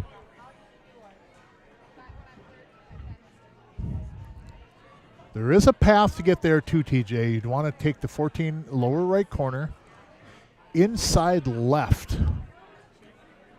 So you go with the cue ball over to the left side rail, about a diamond and a half up, down to the bottom rail, over to the right side rail, up to the upper left side rail with a lot of inside left on that 14 ball. That is the shot. And like a lot of shots in pool, I can picture them, but I cannot execute that ball. You run the risk of Nick Hansen just gave me a kiss. It was a Hershey's kiss, but he gave me a kiss nonetheless. Yeah, it's all cool around the holidays, right? Oh, look at this ball. Oh, my God, look at that shot. That's a route that I would not have seen or been able to pull off, too. Man, what a shot, TJ. Holy cripes. Woo! Oh, my goodness. Well, I don't want to pull away on a replay because he's shooting this. He went over here, back up this way, and over there. Oh, he must have put some serious. He went with a lot of outside right and some draw, yes. Oh, Gene's got to have somebody watch. Yeah, Gene's got to have somebody watch it. Where'd Jerry go? Where did Jerry Johnson go? We got a referee in the house.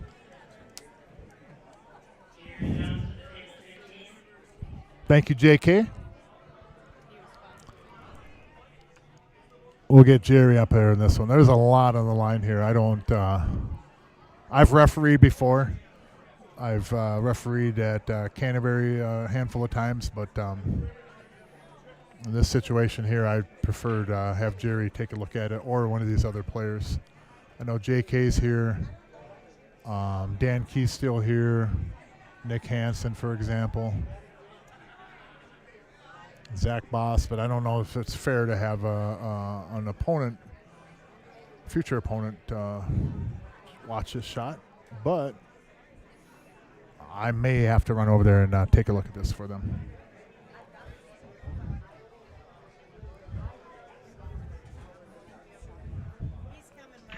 Is he coming? All right. So Jerry is coming. There he is. I would have headed over and just do it right now, but yeah, Jerry's in the house still. So, woo. I don't know why he wants somebody to watch. It's clear he can hit this. Well, it's always a good idea to have a ref, just in case something kind of goes awry or is in question. It's always a good idea to have a ref. Take a look at shots that are close, or even sometimes people get a ref when it's not close. So you have every right to get in a ref there and watch it for you. Sometimes it's a little sporty to do that, but good shot. Yep, that was a good shot. Looked like it was a good shot, right? We'll see. Yep, good hit. Nope. Gino's protesting. Well, if he hit the 2 first, the 2 would have went to the right. Yeah, he didn't hit the 2 first. Yeah. At worst, it was a split hit. Yep. And I don't know BCA rules. Nope, I think it is a foul. Yep, it is a foul. Gino's at the table. Yeah, it is a foul. Jerry called it wrong at first.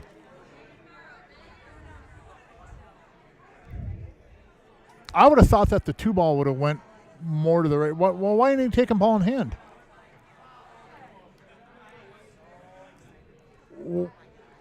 Wait a minute. You can't tell your teammate. Jerry did. It was Jerry who hollered out that it was a foul. Okay. Well, Jerry's back over by the office, though. That was Vince that just did that. No, he wasn't that far yet. He was just on the other side of the table. Okay. So, yeah, foul. Okay. Wow. The way that 2 ball moved, do you think the 2 would have went to the right more if he hit the 2 first? Right?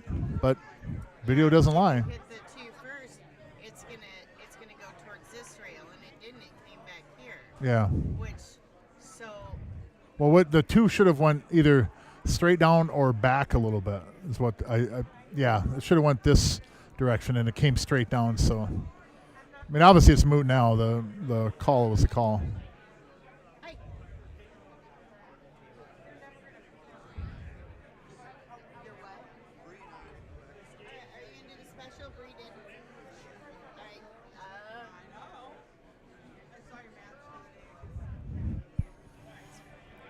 Man, what a call that was. What a change too. That, my friends, is why I don't want to get involved in those kind of things. I have refereed before, but this is Jerry's house, man. This is there's a lot of money at stake, and I'm in the booth, but it does kind of fall on us up here too to step in those situations.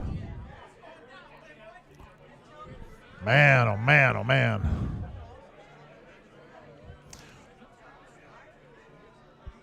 Seven to 8, race to 11. CRs Sportsbar in Coon Rapids, Minnesota.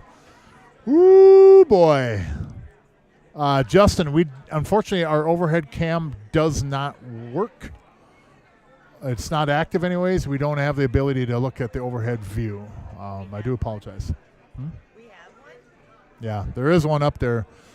Jerry had talked a little bit earlier about sometimes on the overhead cam, the balls look kind of fuzzy and almost elongated, look almost like an egg.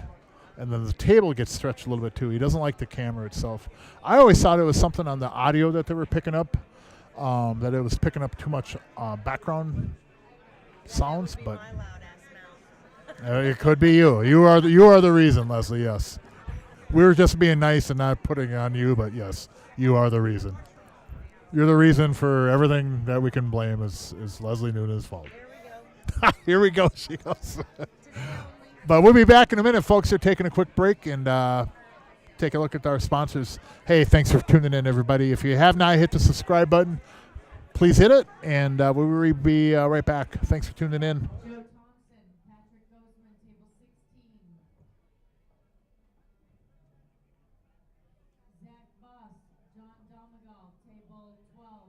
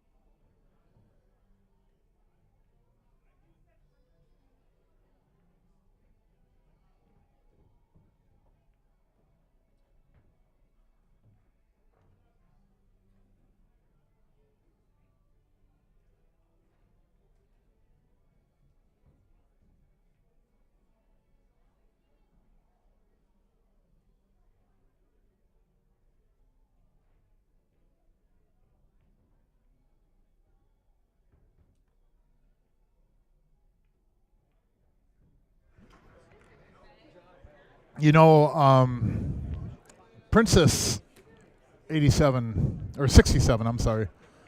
I agree with that. I think Jerry, what I was told is that Jerry as a referee had reiterated that it was a foul. Gino should have known that it was a foul because he was at the table. And the only reason you'd be at the table in that situation is if it was a foul because Josh did make the 10 ball. I mentioned that as well to Leslie up here at the booth. She's running the Friday night tournament. I said, somebody is not supposed to really tell him that it was a foul. He's supposed to determine that himself. But what I was told is that Jerry had mentioned it as he was walking away that it was a foul and reiterated that it was a foul.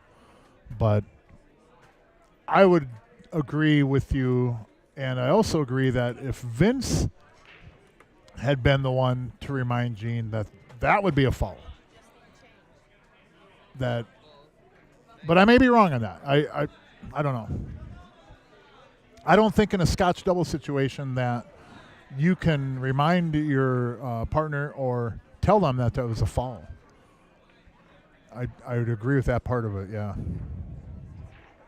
And I don't feel that somebody should have yelled out that it was a foul. That if Gene was going to shoot with the ball where it was, that's on Gene. And he knew fully well being at the table that it had to have been a foul because, again, Josh made the ball. So if Gene's at the table, as a shooter, you have to realize that this is a foul. I don't have to shoot from here with the cue ball.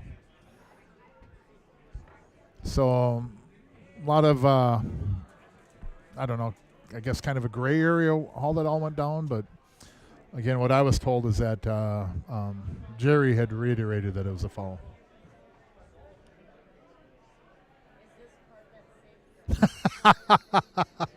That might be the biggest.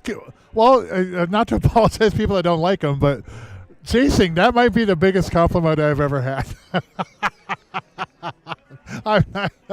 Oh my goodness, that's funny.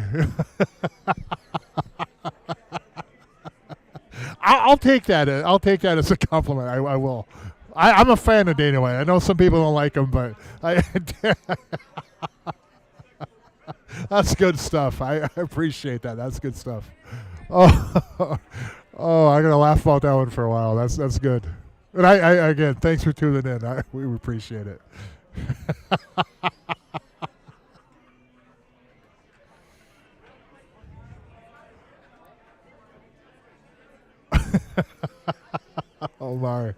Oh my.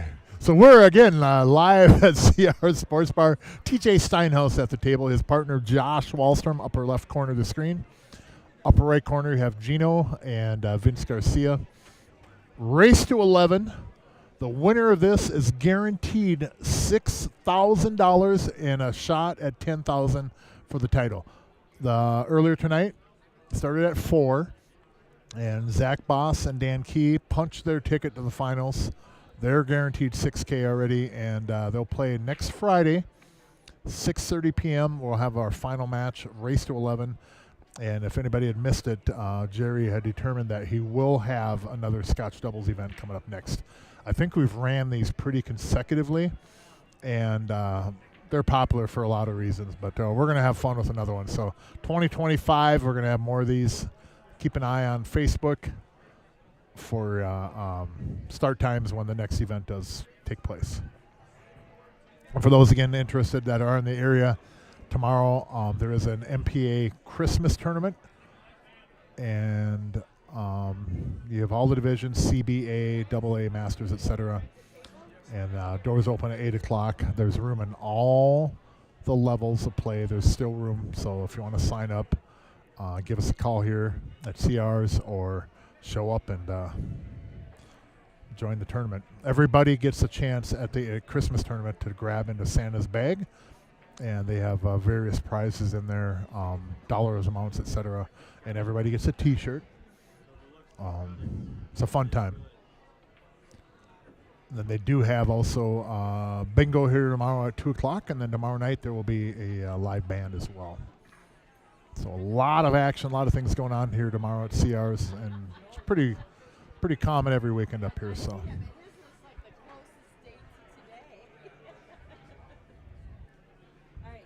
The Friday night tournament, of course, starts at 7 o'clock. That's well underway. Jerry did add 100 to first place, 50 to second, and 50 to third. And the side jackpot in that tournament is well over $2,500 right now. And that jackpot works where you pay $21 entry, $1 goes towards the jackpot. Secretly, almost like the Oscars, they draw a name, it's put in an envelope, and at the conclusion of the tournament, whoever has won, then they pull the name out of the envelope. If that name matches the winner of the tournament, they get the jackpot. But for right now, we've got a hell of a conclusion of a match coming up here.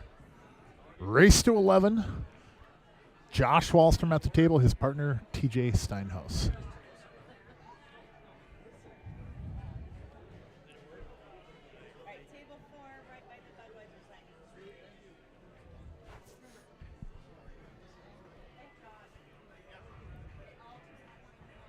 Only ball that they really have to work through here is going to be that 7 ball. Oh, might have lost his angle a little bit on the 3, but if you get that cue ball over to the right side rail, you have a long cut on the 1 ball in the lower left corner, and with some inside spin, you should be able to run into that 14 ball. Not an easy shot, don't get me wrong. You see TJ shaking his head like he don't like it. But if Josh had gave it a little bit of an angle on that ball, it makes it a lot easier. It's pool's so funny like that, you know. It's not always complicated, but it really is. You know, you basically hit a contact point at a ball, the ball goes in. But if you're off to the wrong side of the ball, it can make everything so difficult. TJ's going to stroke this one in, though, and get down to that 1 ball.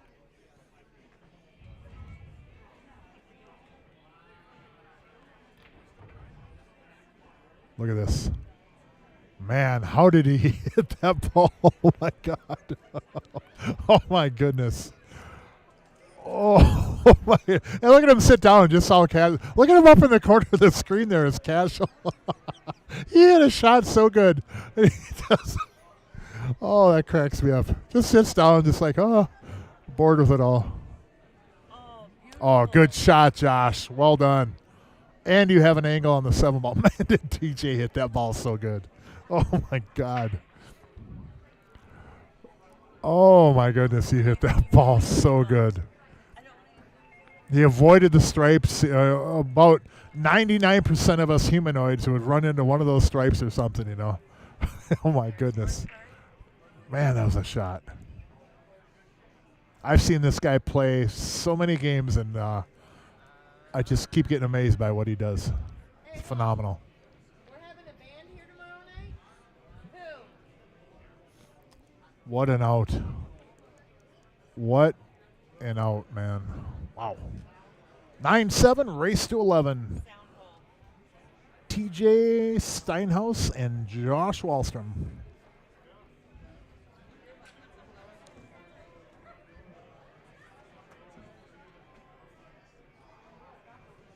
And I'm not saying this to knock on Josh, but I think it's been multiple times he's seen where he tries to get TJ too good on a ball.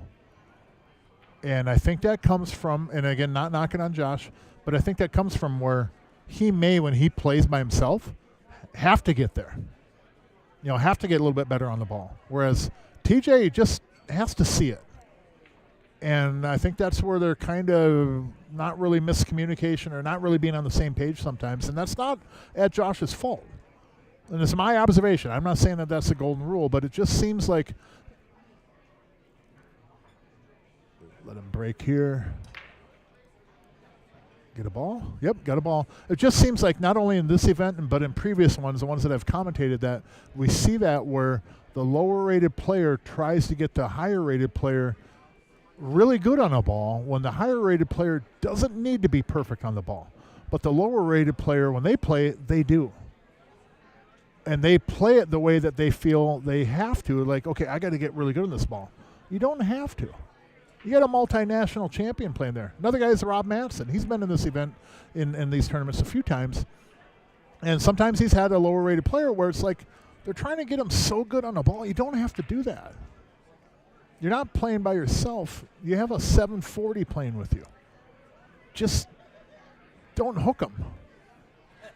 And they'll get you back in line. They'll be your lifeguard. They'll be your Hasselhoff.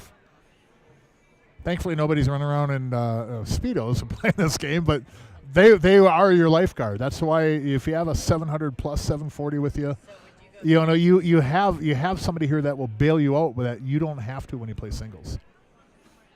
So I think he's going to take the 9 here. 9 gets him on the 15. Maybe not, though. I almost kind of like solids a little bit.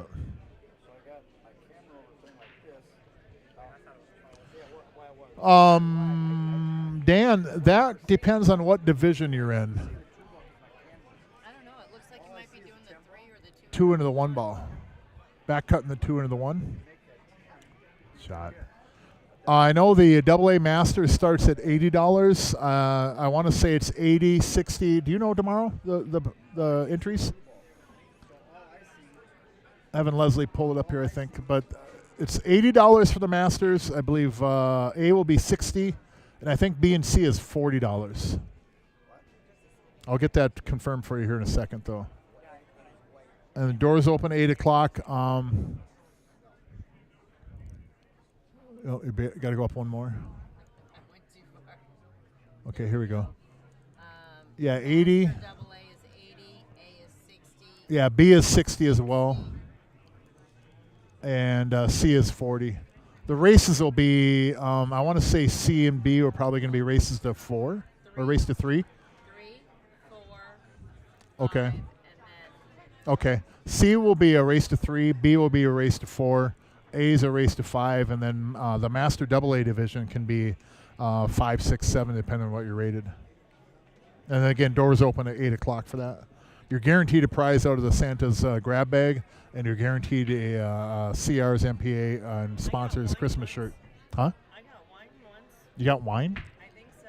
from the grab bag? Yep. I whined when I got my prize once. Does that count? that? I said I whined once when I got my prize. Does that count? Usually I get $10. No, I think I've gotten 20 a couple of times, and I've won the event a couple of times, but it's been a while. I'm past my prime. I'm waiting to play the senior division. When is MPA going to get a senior division out?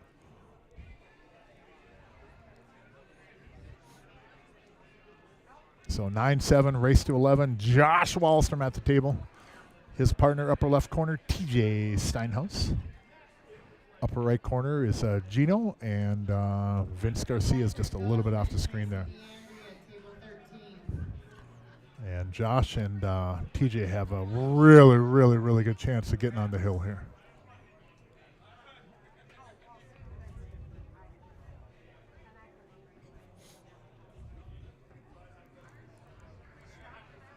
Again, the winner of this match is, oh no. Oh, I think he still got to 7. Holy cow, that got close. Yeah, he didn't have to hit that. No, he didn't have to hit that like that at all. Just slide over with the cue ball All he and had to do was make it the cue ball, Yep. and it ended up right around here. yeah, just make If it he and hold it. would've made the 7, got him on the 5 or the 4, is that? They can't hear you without the headset. I know, but they hear you part way in this. I don't get so bad. You look like I just did something to your Wheaties or something. Oh my goodness. Okay, I'm sorry, Leslie. You're going to catch a fly with that look. What's that? Said you're going to catch a fly going around like that. But yes, you are right. He did not have to hit that hard. Oh my goodness. That's fun. 10-7 now, barring a miscue. I hope I didn't curse them. They love to hear you. They just put a headset on, they'll hear you better. Come on, Josh. Good stroke on it. So there you go. 10-7. They're on the hill. Race to 11. Winner guaranteed $6,000 with a chance to win $10,000. Again, next Friday, 6:30 p.m. Same YouTube channel. The finals. And the sponsors on this end, the actual tournament, though, again, is O'Keefe's Collision. Dave O'Keefe, Action Man, Auto Body and Paint, does a ton for pool. Not just on the stream. He's an incredible businessman. He runs a great body shop out there, but he does a lot for pool. Ton. Primo Roofing, Siding, Gutters, Painting, etc. Nick Hansen. Amadon Graphics, Frobix Towing. All of you, thank you for the sponsorship on this event. And, of course, CRs Sportsbar. So Josh at the table breaking on the hill. Got a ball. Got another one. And look at solids. Look at solids here. The 5 will help you move the 7. I think if they run And then you have the 1 in the side possibly, or you got the 4. You got a couple of options up there. Now, another option here too, and he's going to take solids though, which is the right one. He could take the 7-10 combo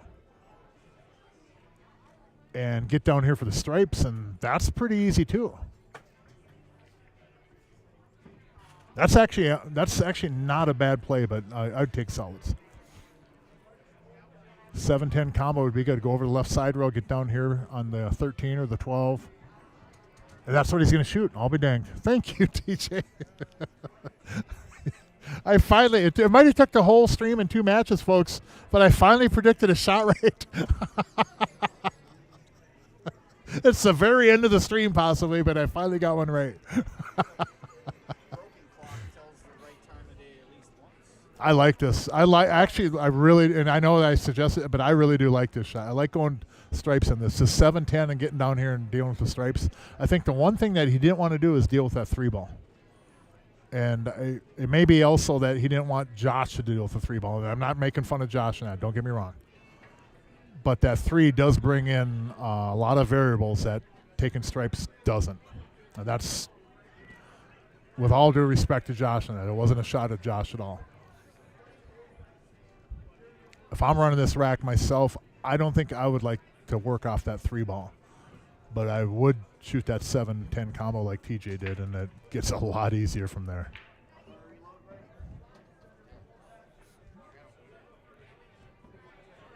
Now, Josh wants to take this 13 and run the cue ball into the 3. You know what? I like that.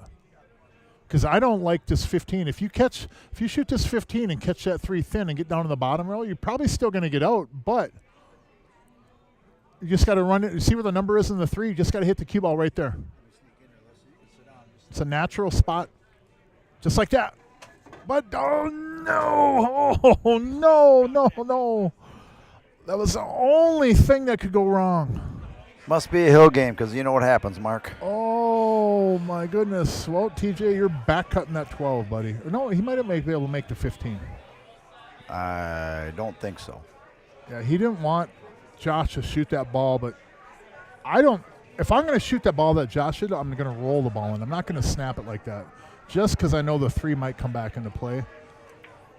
I would slow roll, cut that ball in. Cue ball goes into the 3, stops right there. But TJ is getting a little bit of work out here. No offense, but it's kind of good to see. Yeah, he's going to have to back up this 12, ain't he? No, he's got the 15. If he's got that 15, it's really not that hard for a guy like him. Well, yeah, he's got the 15. Boy, it's deceiving from here, isn't it? Yeah, I mean, on the is. camera. Yep. This is to get to win, I think, right here. If it makes this, they're going to win this.